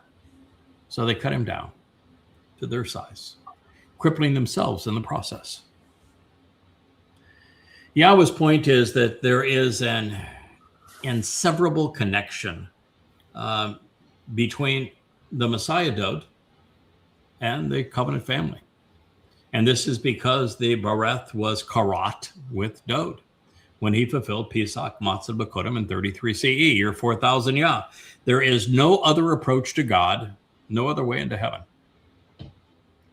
So what I say I would not understand. I mean, I'm clueless as to understand, and I don't think Yahweh does either. No. Is with these conditions of the covenant so liberating, so uplifting, so beneficial, so enriching and empowering, and with him proving that his promises are reliable, why would you disavow and replace what Dode is offering through his chosen Messiah? I'll make it even easier. Even easier. Take the rabbi's 20-something feast, chuck him out the door, trade him in for Yahweh's name and his 7 feasts. How much easier is life? We are... Get the accurate truth, and it's not going to come from a rabbi. It is not going to come from religious people, because they have far too much invested in their lives to tell you the truth. Speaking of Pesach, it's the first sliver of the moon nearest the vernal equinox. Today is the vernal equinox, and we had, depending on whether you look at the astronomical, which would be you can't see it, but you can calculate it, or the observational time. We will be celebrating Pesach, your choice, either on the 1st or the 2nd of April, depending if you want to go right to the precise edge of astronomical calculation, which I think is what the rabbis don't actually look at any of this. They just came up with a math formula. Yes, they do. And or you can celebrate it on observational, which would be the 2nd of April. Either one of those 2 days would start the 7 days of Chog Matzah. I don't know if you guys looked at that. Do you have a preference? Yeah, I was just going to say Shemek Kabib. Observational. I'm an observational guy. Me too. You're an observational guy, yeah. So you're going to celebrate it on the 2nd of April. Yeah, I can adjust that. I mean, if I found that you guys were going to go early, then I could just bump that up one. But for right now, I don't really. By the way, I don't think when I'm asking the question, I don't think it matters. I don't think Yahweh much cares which one we do. Wookie says he wants to participate. He doesn't know that the cappuccino is too low for him to get any, but he's going to try a little iced tea. I don't really think it matters which one we choose. We know that with Hezekiah, when he found a copy of the Torah, realized that they were in deep doo-doo with all the religiosity because the Torah is anti-religious. He then cleared away all the religious stuff, 185,000. Then Assyrians came to march on Jerusalem. They said, we can't observe Pesach Matzah B'Kudim based upon we still got religious stuff here. We got to clean up. We got to get the priests so they know what they're doing. I need a 2-week delay. Can we have a 2-week delay? God said, sure, fine, no problem. Mm-hmm. But God says, so he's not going to have quibble whether or not we determine that we're going to celebrate Pesach on beginning on the 1st or the 2nd of this month. I kind of like the 2nd too, but because I have a tendency to prefer observational to calculated.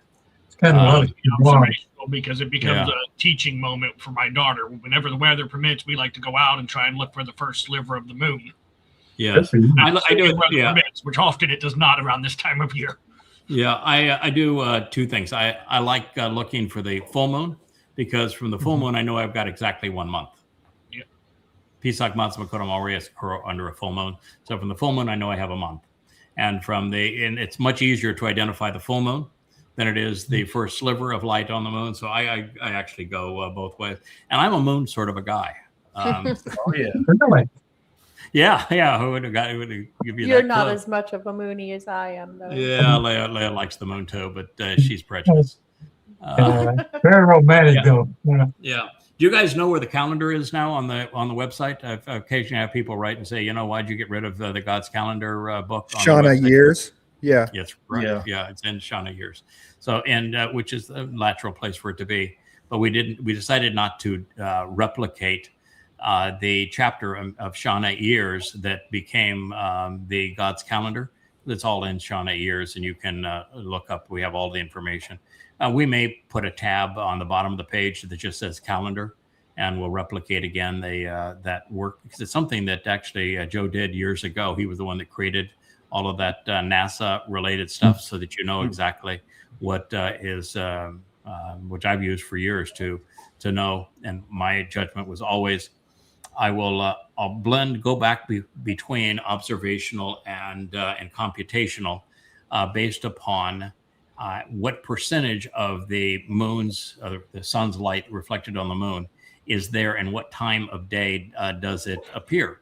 So that if the renewal of the sun's light on the moon is after sunset, I'll say that day doesn't count.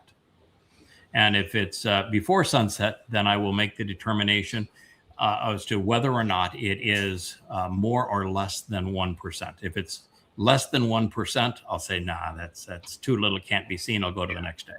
So that's my thinking every time. I'll look at it and I'll make my determination as to whether or not the first renewal is before or after sunset. If it's after sunset, I'll say no, then we're at the next day. And if it's less than 1%, even if it's before sunset, I'll say no, we're going to go to the next day. That's not enough. So that's always been my thinking. But I don't like to be dogmatic because I like what you do, JB. Let's make it a teaching opportunity.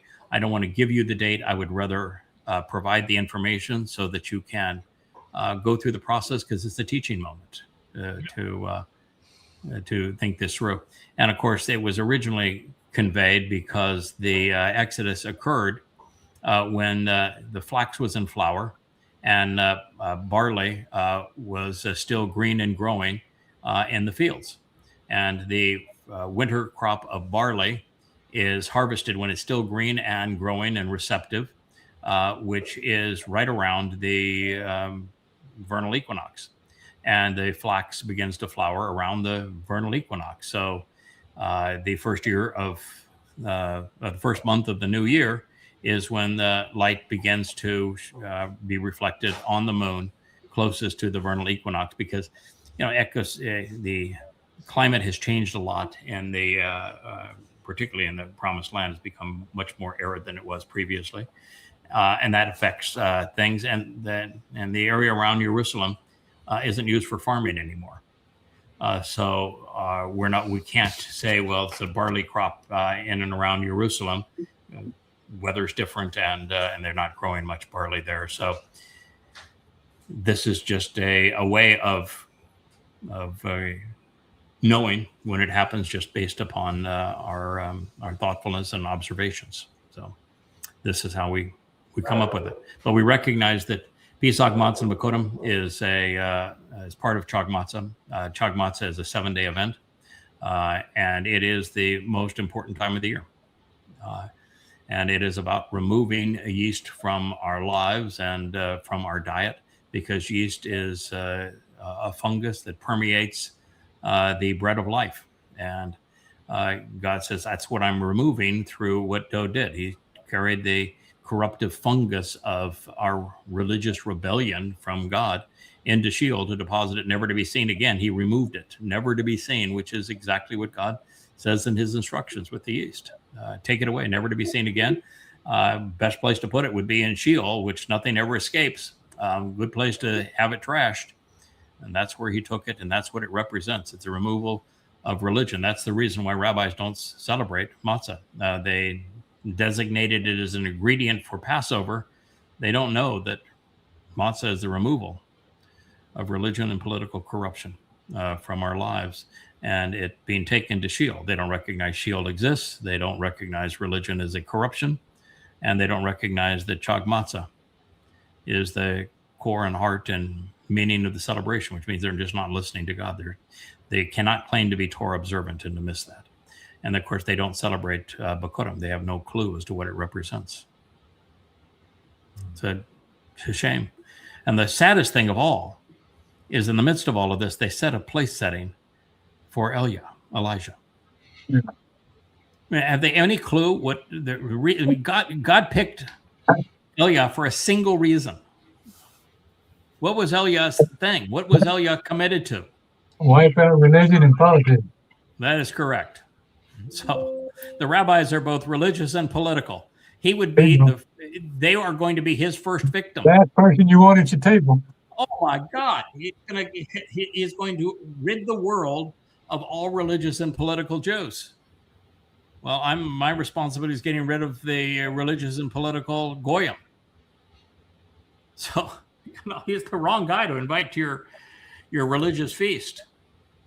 And of course, the smallest offering on Passover, Jews, they've got everything that's designated to be on the plate, but all they'll throw on is a zeroah, and they'll call it. They recognize the zeroah is a lamb bone, but the zeroah is the Passover lamb. That's why Yahweh calls Dode the zeroah. Put the pieces together, folks.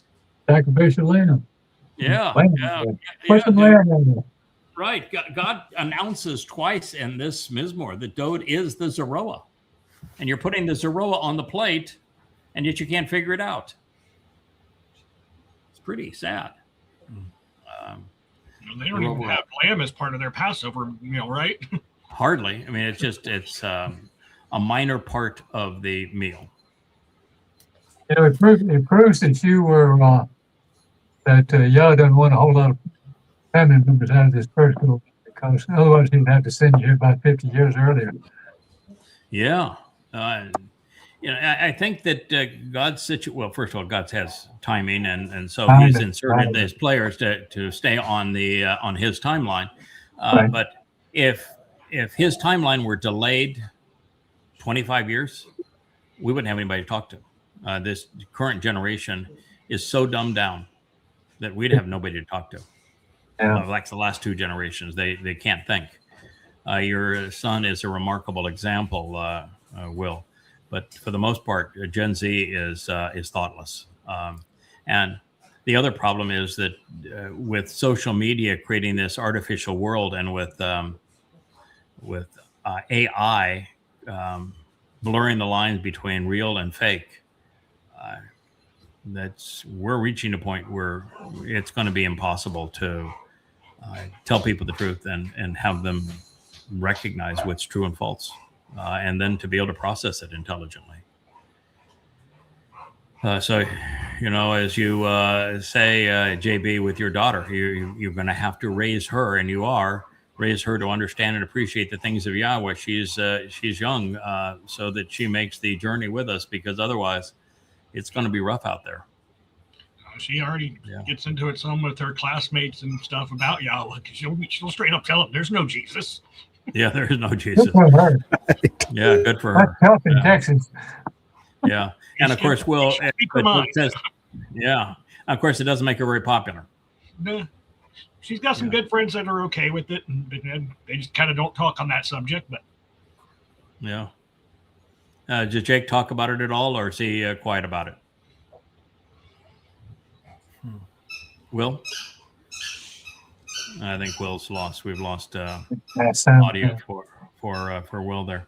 All right, so God is literally saying that you have forfeited the covenant when you have rejected Dode. So it is hard to understand why anybody would throw it all away for religion when God is so anti-religious, but that's exactly what they've done. Now, for those who may be protesting, saying that they haven't repudiated Dode, as we've talked before, because they honor the David by wrapping themselves in a flag emblazoned with the 6-point star. But you see it all over. The proponents for Israel are all enveloped in a 6-pointed star. So we challenge that assumption categorically, stating that there was never a Star of David, and David isn't even his name. And creating a caricature degrades his authentic nature.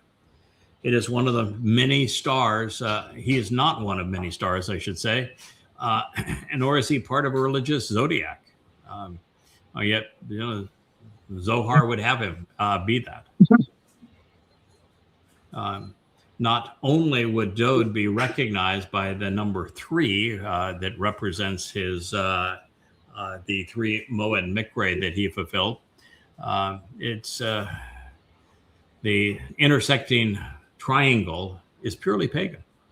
It's a religious icon of considerable antiquity, and it was in the Hindu religion and other religions long before it was incorporated into Judaism, and it was the symbol that the Roman Church and later the German Nazis used to denigrate and demonize Jews. You have to have a Stockholm syndrome to use that as your symbol.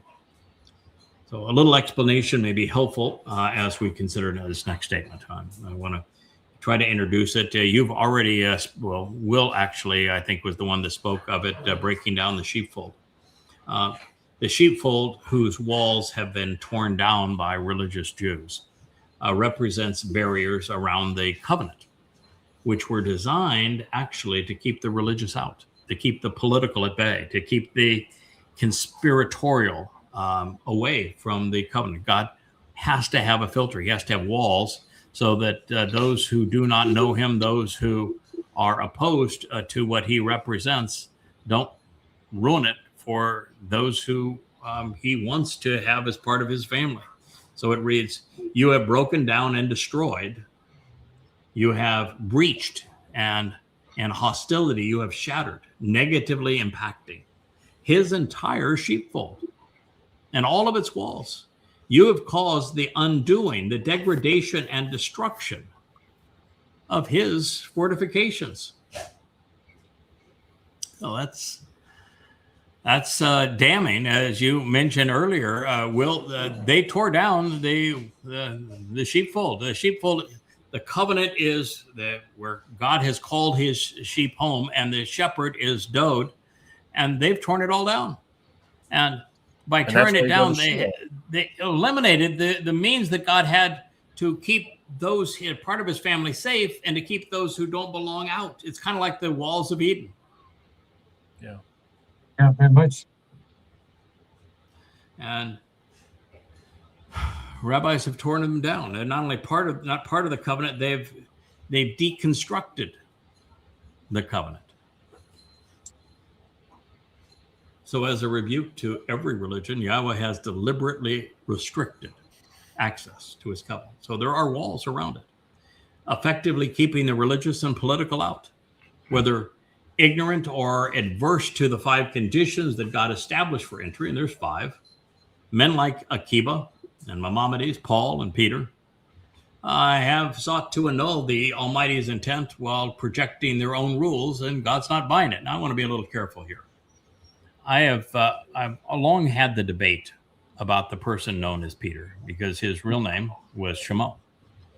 And my issue with him is Paul hated him. Paul openly condemned him. And Paul openly condemned Jacob and Yahuchanan. And so I've always wondered when Peter has that, what's tried to Peter, that horrible episode in the 2nd chapter of Acts. And he talks about the birth of a church and Pentecost, and then goes off and quotes a prophecy from Joel that pertains to the last days and has not even been fulfilled yet. So it's another 7 years away. And everything that is said is stupid. But it sounds a lot like it was written by Paul, or at least it would be what Paul would once say. And then you realize that Luke, Paul's buddy, is the one who wrote that story long after Shimon is gone. And so I actually don't think that Shimon, who I think was Dode's brother, said any of those things. I think that they were projected back into his mouth to get Paul's revenge on Shimon, who he hated, was to co-opt him into his story. Yeah, I don't think he was the one at fault. I think it was Luke and Paul that connived it. Are any of these 3 Elia come back Pardon? using again?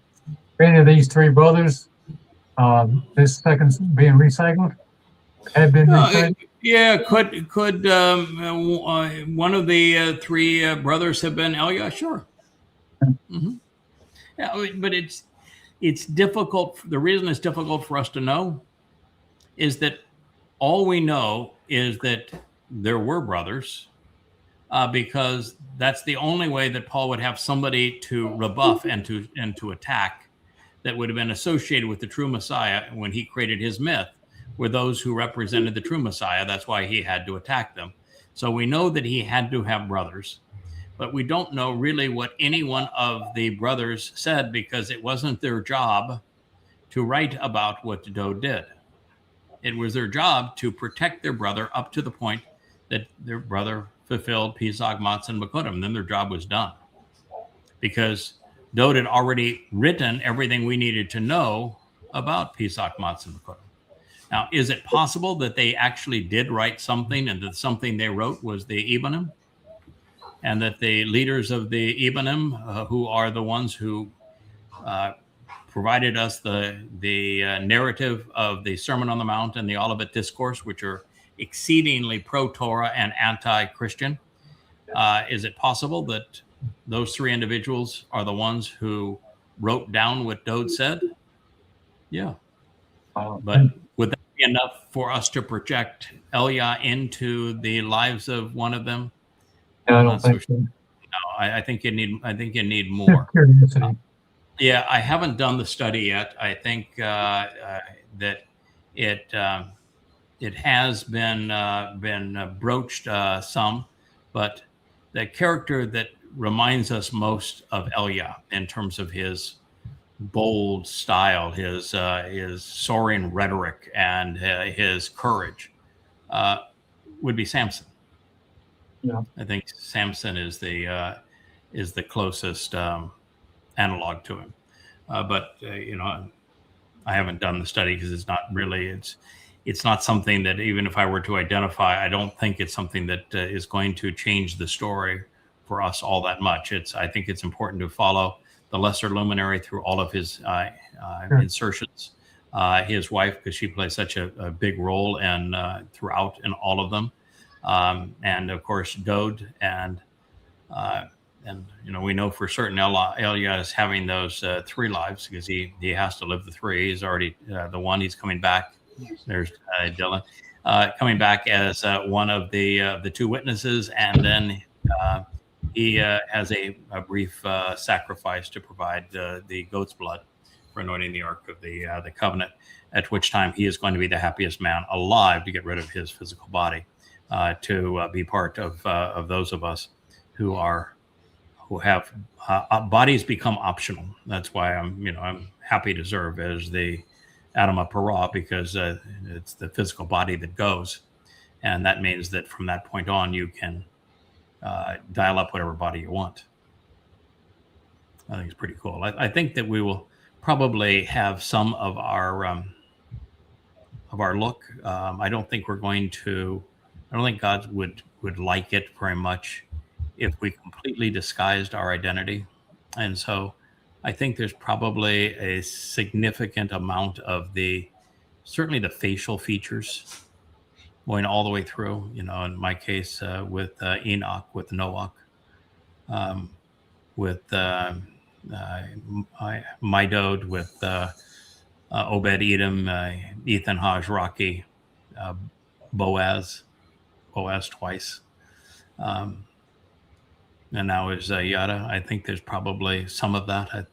I think it make Yahweh feel more comfortable, particularly as we come back. I think our tone of voice will be similar. But the big issue is that the soul is the carrier of our personalities. It carries our attitudes and our attributes. So you're in all of these characters, you're going to see exactly the same personality. So the personality, the attributes, which are the things that we do well, our proclivities, and our attitudes, they're going to come through. And now we have the opportunity to look back and say, oh yeah, that's what we did. So you can build your own memory based upon what God tells you that you have done. But I think that as we come back in these next couple of examples, we're going to have a very comprehensive understanding of all of our interactions. And, I think we come back as a team to fulfill Teruah and the last days.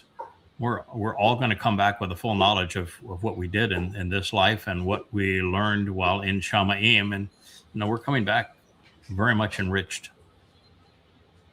So that's my thinking on it. But yet with the same personality. Yeah, Kirk's going to be as charming as Kirk has ever been. Right? I'll be as irascible as I've ever been. I mean, it's we like that way. Yeah, we God picked our personalities for a reason, and He likes it this way. And you take some mix of people. What He's looking for is variety, and boy, can we bring it! I mean, look at the difference between our personalities. Yeah, I mean, we're very different people, and then you add Rich. He is very different to the mix, and Leia being very different. Dr. Jeff being very different. We all contribute in a unique way, but having a lot of commonality, but yet being very different in terms of personalities and attributes and attitudes, and that's what makes it interesting. If it weren't that way, it wouldn't be interesting for God at all. So as we just try to understand all this, I think that the insight here that is worth repeating is the one I've just hinted at, which is that Eden had walls. They weren't there to keep Adam and Chawa locked inside as if they were prisoners, but except to keep them safe from all the death and harm and humans really outside. The growing propensity of man to be religious and vicious. And Eden was a protective enclosure. He didn't want that inside of it. And ultimately, he had to take Adam and Chawa and put them out so that they could be exposed to that, so they could develop a backbone, because just keeping them in the sheltered environment, they weren't growing. They There was no chance they were ever going to measure up and become anything, so they had to be taken out.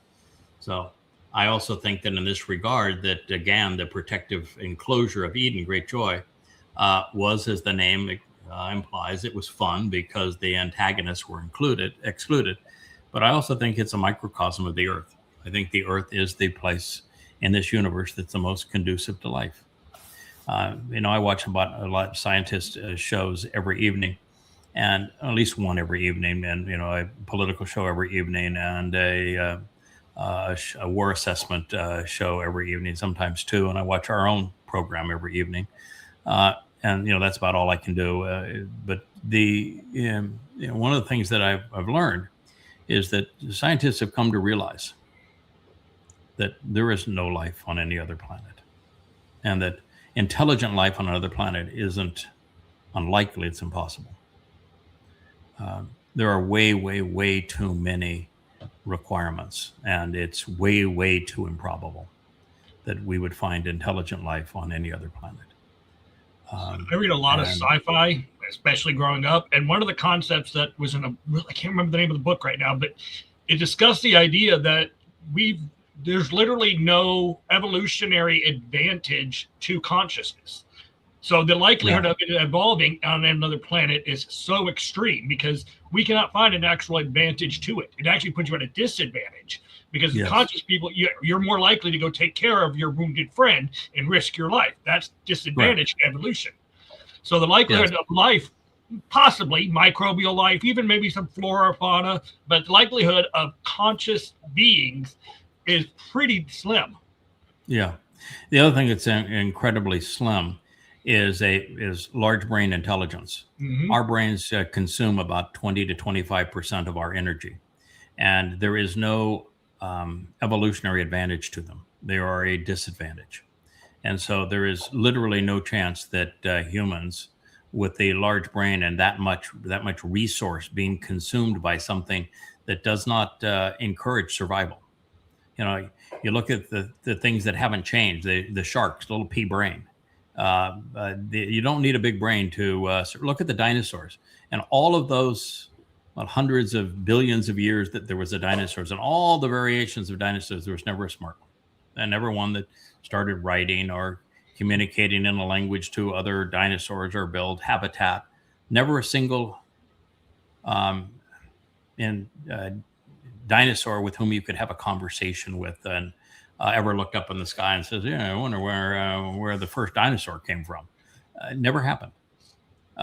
So the evolution of a brain of the kind that can ask these kind of questions and have conversations is extraordinary to the point of it could not have been an evolutionary advantage.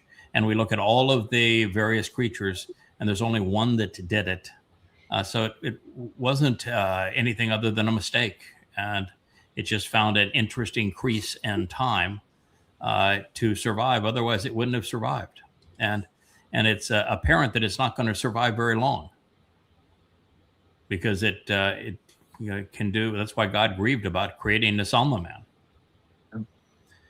And there's just way too much that is unexplainable and counterproductive in intelligent life. So is there life on other planets? Absolutely. But so what? If you see a bunch of slime someplace or bacteria, so what?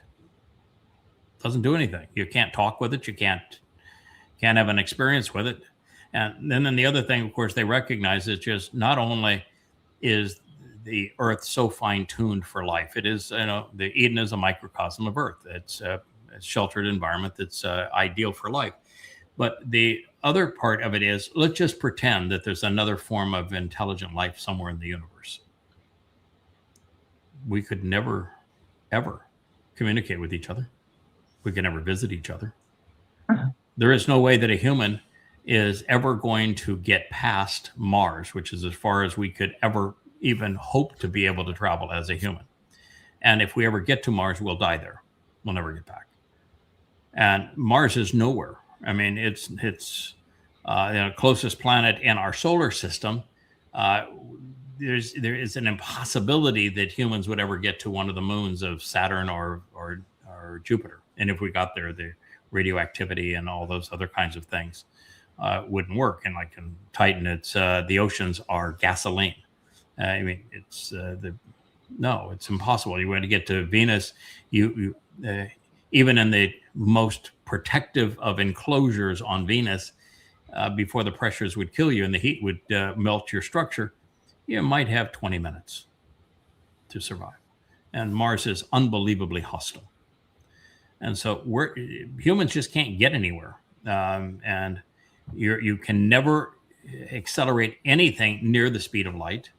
Our bodies fall apart away from 1G gravity. We're made for this particular environment. You can't simulate 1G gravity in a spacecraft that you can get off this Earth and ever accelerate to go anywhere. There's not enough energy on the planet or even on our solar system to accelerate a spacecraft of that size, even to 50% of the speed of light, much less to the speed of light. And if you accelerate to the speed of light, you're still, and you can't even get close to that speed, because it would take infinite energy to get to that speed, and you would grow to encompass the entire universe. Mass just can't do that. And even at that point, where are you going to go?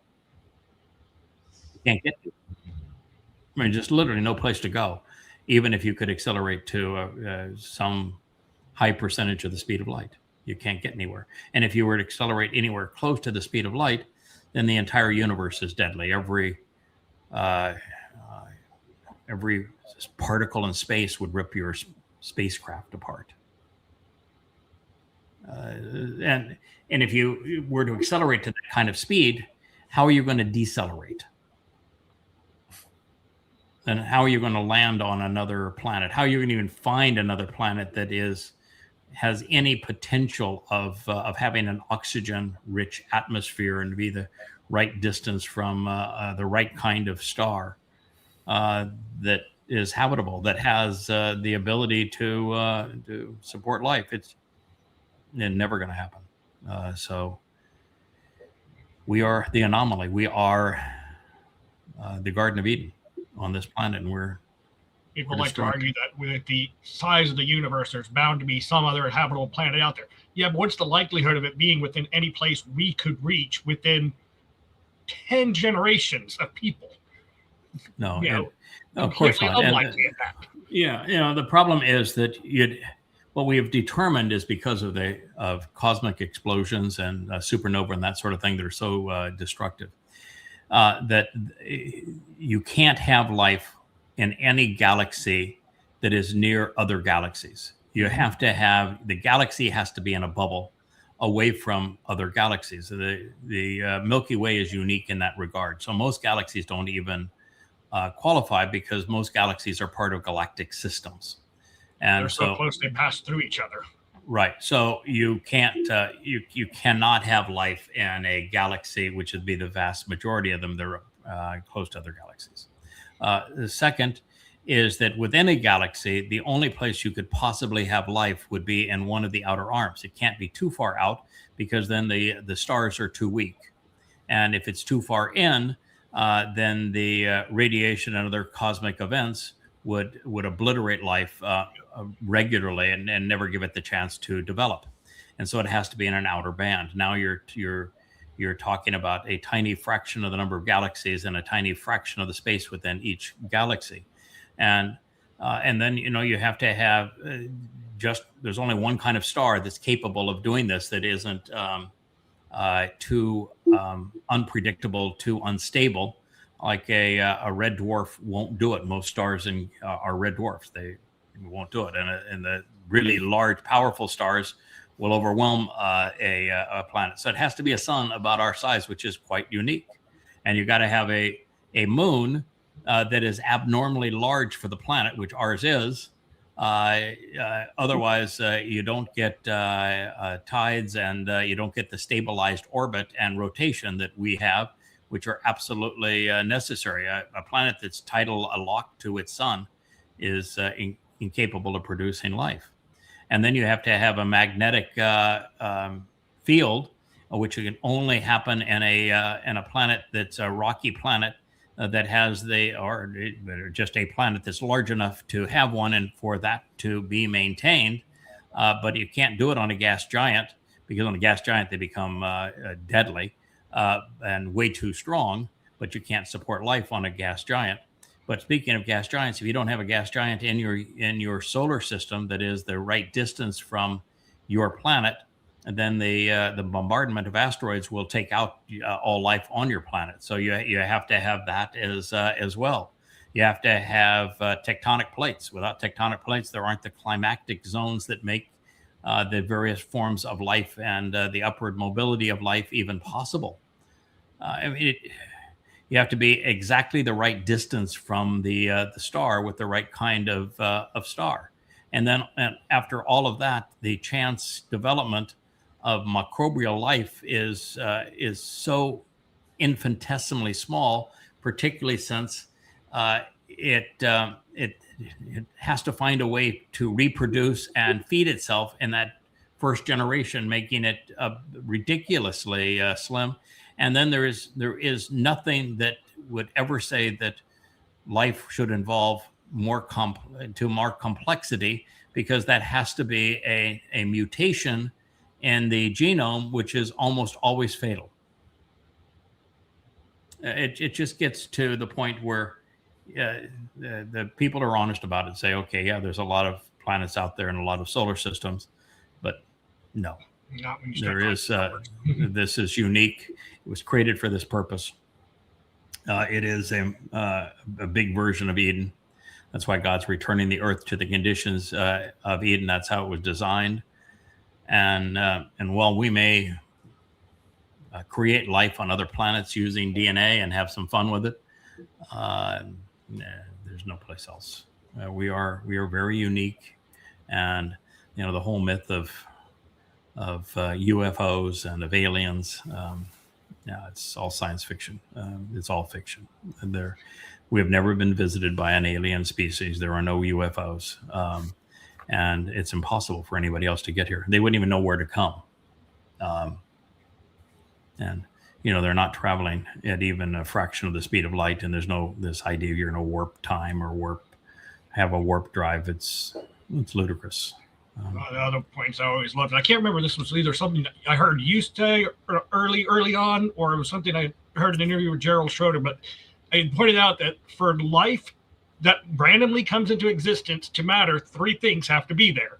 It has to have an energy source, an ability to process that energy source in a productive way, and then the third one, it has to have the ability to procreate, because otherwise it's created, it lives, it dies, and nothing. And nothing. Procreation is purpose driven. Right. Purpose implies creator. Right. Yeah, reproduction and a food source. Not only a food source, but an ability to process that food source. So that creative first life has to have something that was invented to process food, and then it has to have food. And then it has to have a reproduction system. So, hey, well, I'm an amoeba. I think I want to reproduce other amoebas. And oh, by the way, I think that's a tasty little amoeba out there. Let's try one. And we have a way to consume it. We have a way to find it. We have a way to consume it. We have a way to process that as energy. And then we have a way to make other little amoebas. I mean, come on. I mean, it's so far-fetched. It's almost religion to believe it's purpose-driven. It's perpetuation of the species. Purpose implies creation. DNA is a language. And languages were created. We have one example of humans creating a written phonetic language. It was the greatest invention of human time. We only created once, and it's the single most powerful thing we've ever done. And DNA is a at least three-dimensional. We don't know how many other dimensions, but at least three-dimensional language, like a programming code. And our souls, which are consciousness, can't be measured, not as energy, not as mass. And so they exist outside of our frame of reference. The reason science can't assess what they are, consciousness, is because they literally exist outside of our frame of reference. And when you understand that, then you put yourself in a position where you can understand how God can keep his favorite people and plan on track, because he conceived this idea of consciousness as something that was beyond the three dimensions that we understand. And he can manipulate it any way he wants, and that he knows that those souls that he likes, he can bring into his home, keep as part of his family, and redeploy as he sees fits. He likes working with certain people. In fact, he can say, I can stay in heaven, I can be cool, I can have a good time, I can even laugh along with those that I deploy, and I can show that they're capable of getting it done. I'll pick people that are capable, willing, to see it through. And I'll pick the right personality. I'll throw a lamb in when I need a lamb. I'll bring in a goat when I need a goat, and I'll bring in a bull when the bull's right. And, if the bull says that's my favorite heifer, then there you go. She comes along. No one's going to be calling Leah a heifer, though, and nor will I after this program. But Richard got to strike that from the record. Yeah, Leah, by the way, is Leah is really struggling with this. This is tough. I mean, she knows it's there, and there's no she's not going to deny it's there, and it's but what she's learning is what I've had to endure these last 24 years, 25 years, particularly in the last 10. When you're anonymous and you're contributing to the story, it's wonderful. You enjoy it. There's no pressure, no responsibility. Everything you do is plus. Everything in your life that you accomplish as an anonymous contributor is plus. And God has a way of giving that person a million times more than they can contribute. And so it's just fun. But when you lose your anonymity, you become like Dode and like Elia and like Yeshaya and Moshe. It's tough. And no one has ever done it that has not wanted to give up, that has not said, I just can't do this anymore. And it's an exceedingly difficult thing to do. And the more you lose your anonymity, and the more you're brought into the story with a discernible role, and God says, this is my person. I'm telling you, this is my person because I want you to listen to this person. You need to take advantage of what this person is telling you. This is my guy. I'm going to give you, 1,000 clues and pronouncement that this is my guy. The more God says that, the more God says about him, the more difficult his life or her life becomes. So those people that think, it's an egotistical thing to say, no, it's exactly the opposite. And so Leah's, of course, struggling with it because she knows how vicious people become. And she's read the stories and know that everyone that's ever been named, at some point says, God, can you just kill me? I can't do this. These people are just way too obnoxious.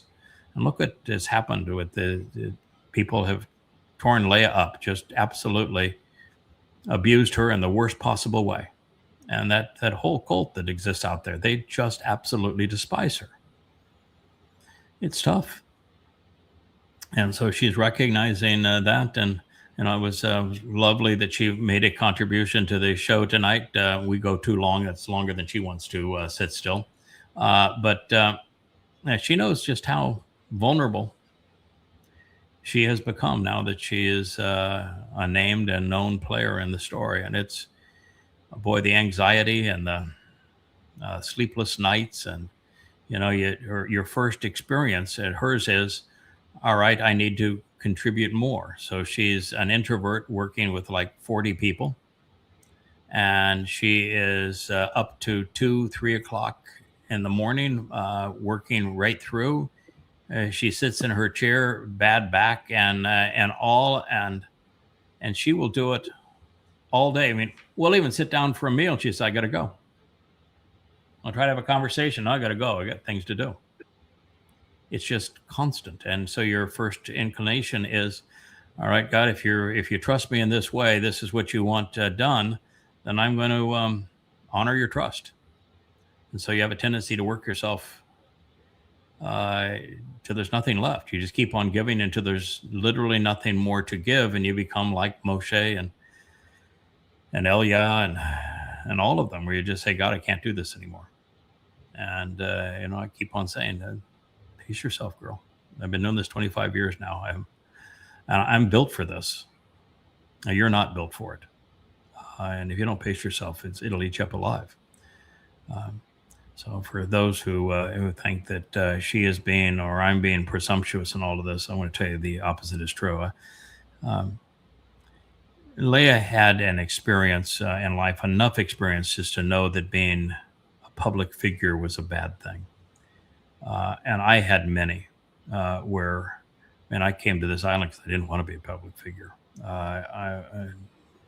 God, being a public figure is a miserable experience. And so it's so interesting that those people have done nothing with their lives, envy, and try to take down people that have accomplished something. And everybody wants their time, their glory, a moment of glory. And you just realize, no, this is being famous comes at a tremendous price. And God's only going to do it with those that he has done it with before and is assured that at another time they've proven that they can be trusted with it. So you take a deep breath. Personally, I've been doing it now for 25 years. I've gotten to know Yahweh well enough to know that the moment I'm getting comfortable, he's going to make me uncomfortable again, because without that, you don't grow. And he wants us to know how deep and magnificent his story is. It is that. So, and it is that. It is deep. It is magnificent. It's multi-layered. He's the greatest storyteller ever. And Yeah. the more you are serious about his story and you know his style and the way that he presents information, and then we come to conclusions, and then we find that he has provided proof for it, the more confident and comfortable you become with him. But then the more confident and comfortable you become with him, then more and more is expected, because he realizes that if he doesn't continue to push you, you don't continue to grow. And what's the purpose of life if you can't grow? So, here we are. I'm not complaining. I happen I'm thrilled that God thinks that we're going to get this done. Obviously he does. He's celebrating the result. Well, it do not make it easy. I will tell you that. All right. There's just a few of us left. We had Dr. Jeff had to go save a life. Will got cut in and off. Any concluding thoughts up there, Kevin? Not tonight. Absolutely. Sorry, I got a little background noise, so I've been muting my mic. Okay. All right, JB. I was going to say, I think you got lucky in one regard with the internet, because you can isolate yourself on an island and not be surrounded by idiots all day long. Yes. You have to deal with them online, but you can kind of get away from that every now and then. Yes. In fact, if it wasn't for that, I'm sure I would have folded. So this is definitely a sanctuary. You still are exposed to them because of the internet. It's a really biting, terrible environment. And the bigger frustration is the people you're trying to help are obnoxious, which is what everyone that speaks for Yahweh has to endure. But you're right. The being on the island is helpful. Now, I'm going to tell you, life's going to get very difficult for these next few years. We're even told on this island we're running out of fuel, we're running out of everything, and how are we going to keep the power going? How they're going to fuel cars? How they're going to provide natural gas for cooking and that sort of thing. Trump has really made a real mess of this planet. It's going to get really nasty out here. What do you think, Kirk? Well, I tell you, it's been the greatest journey of my life, and I love it. But I wish I had more energy. I came in a little late, and I'm a little older than y'all. And believe me, I get tired, and I go, gosh, I really get pissed off about the whole thing. To be honest with you, I have so many Yeah, I things do want to do. Yeah, and I get tired too. My eyes give out, and I can work anywhere from 12 to 14 hours a day, and after that, I'm useless to the world. I have to. I mean, I will. Rich will still be working because he's really dedicated, and he'll come in, and I'll be watching some educational program because I'm trying to keep current on what's happening around the world so I can speak intelligently about it. But there's a limit to what you can do. What do you think, my friend? You've been here now a month or so on this isolated island and part of our world and life. What's your Well, nothing ever stops, for one thing. No, it never stops. It never stops. And there's always more to learn, more to learn, more to learn. And you have to figure out what you can do to help Yahweh. Yeah. It's learning is the constant, and since it is our constant, and we're living in this little paradise with Yahweh, I suspect that learning will be our constant forever. I don't think anything's going to change in that regard. I made a speech back when I was in college saying that my goal in life is to never stop learning. People did understand me. Yes. Yeah. Why would you want to stop learning? And by the fact that you're never stopping learning, which means you are constantly going to become aware of misperceptions you've had, and you're going to have the opportunity to learn from them and grow as a result of them, and overcoming misperceptions and having a clearer picture of how all the pieces fit together is an enormously important part of the process. Well, that's everyone else. I always understand everything perfectly the first time. And then you would be unique. And I know you're being facetious, but the very fact is that if any of us understood the entire story, understood everything from the beginning, there'd be no purpose to our lives. No. We would have no way to demonstrate that we could grow. We'd have no way to grow. We'd have no way to prove that we were observant. We'd have no way to prove that we were responsive. We'd have no way to prove that we could be trusted, and we could not be interesting to Yahweh. That's what makes life fun. So this perfection thing is no.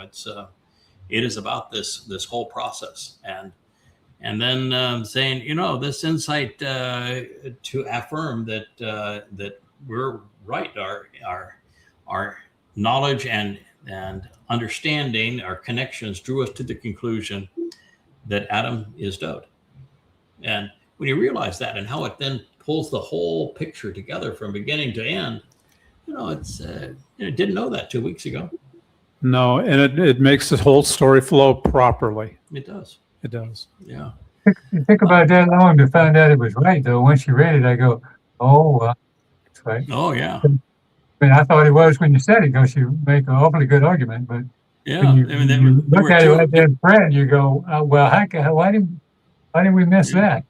Yeah, because there's only one person that God breathed the soul, which is the only part of God, the only part of a person that God cares about, into, along with the intellect, this Nesama, and that he created without a mother and father. It would be his firstborn, Bakor.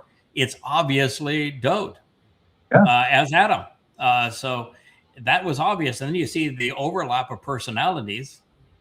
You can come to that conclusion and say, I'll go with that. And I did. And then there you go. You're reading in 1 Samuel 16th chapter, and God introduces Dode to us for the first time. And the first thing he says is that he is all things pertaining to Adam and my man. Well, part of the reason nobody figured it out before is because before you can figure that out, you have to realize that Dode is the Messiah. Correct. Which most people don't recognize, so they're never going to make that connection. Yeah, and knowing that he's the Messiah is important, but knowing that he is the Son of God is more important.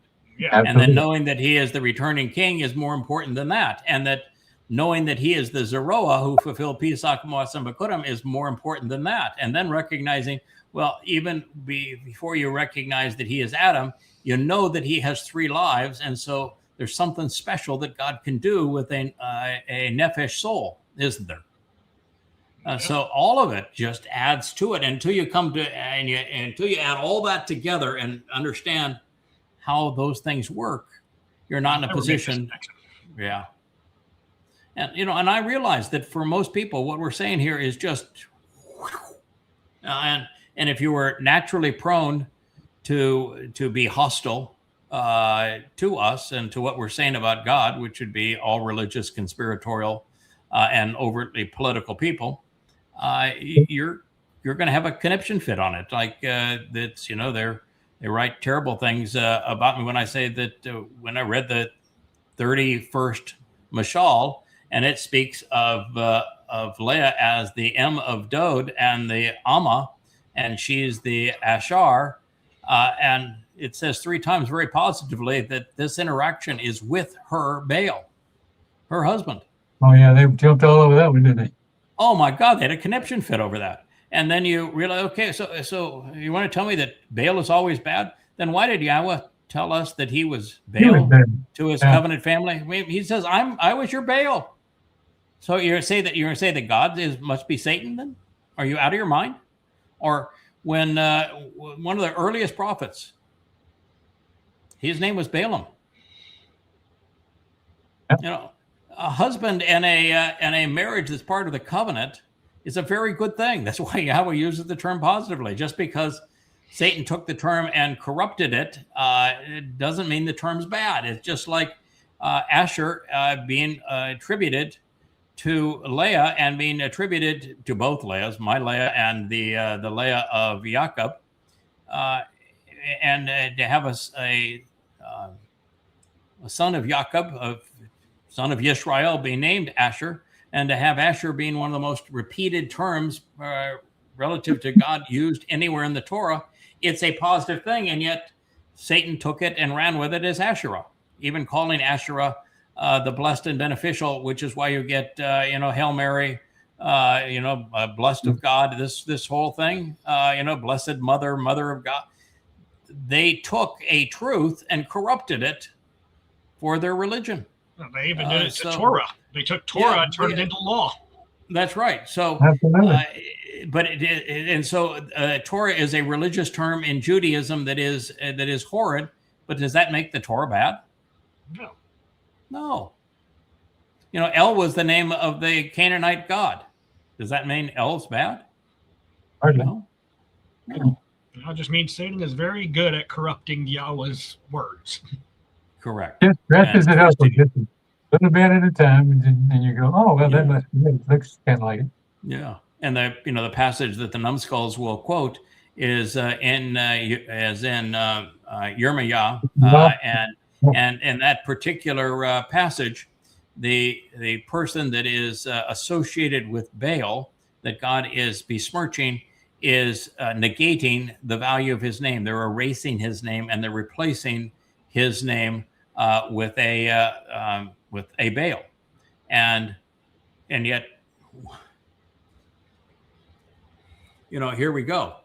Who was the person that reintroduced Yahweh's name? So we did the opposite of what that is accusing, and yet these numbskulls would write a letter saying that must be, well, that Baal is the one that God is demeaning, therefore you're that Baal, you're Satan. You're just not thinking. It's the curse of conspiracy.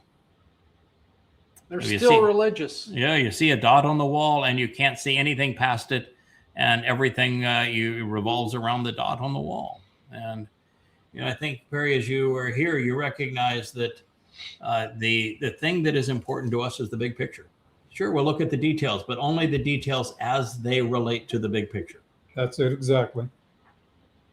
And we're consistent in that regard. And if we find something that is God saying this is the case as it appeared to Adam and Dod, we go where the words lead. I've got no, if it wasn't true, I'd have no problem saying, oh, okay, well, that wasn't true. But when God affirms it, we just go there, and they're comfortable going there. No matter what people are going to say, it's nice to go there. And I think that ultimately, when we're in the 1,000-year celebration of Sukkot, there's going to be a lot of celebrations over these multiple insertions, and God saying, yeah, things got a little rough there, but Noah made it happen. And say, all right, the 89th Mizmor, that was a real work of great importance in what it resolved.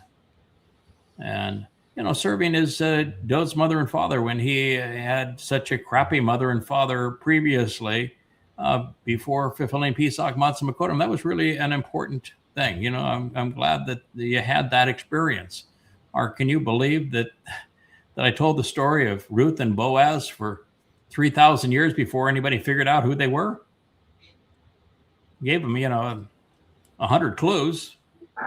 I think we'll be talking about these things for a long time. And I think that the way the story fits together and the way that Yahweh told the story from the beginning to end, and the characters, and the beginning with the greater and lesser luminaries and the two trees and the ram and the bull, and how all of it's going to play out. I think we're actually going to be talking about these things for a very long time, because what you're trying to do with that mortal remnant is model the kind of behavior that God likes.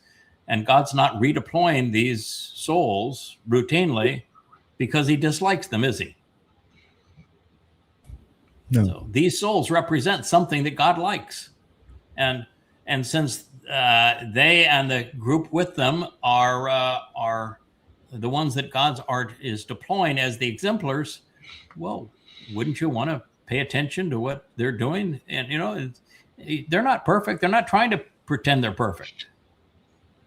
But that was what makes them interesting and good examples. If somebody was perfect, nobody would even be motivated to try to follow them. I can't compete with that. No. But God doesn't want you to compete. He wants you to learn from, these are people I like working with. And look at at the end, we take down Rahab. We bring back Dod. We restored Yahweh's name.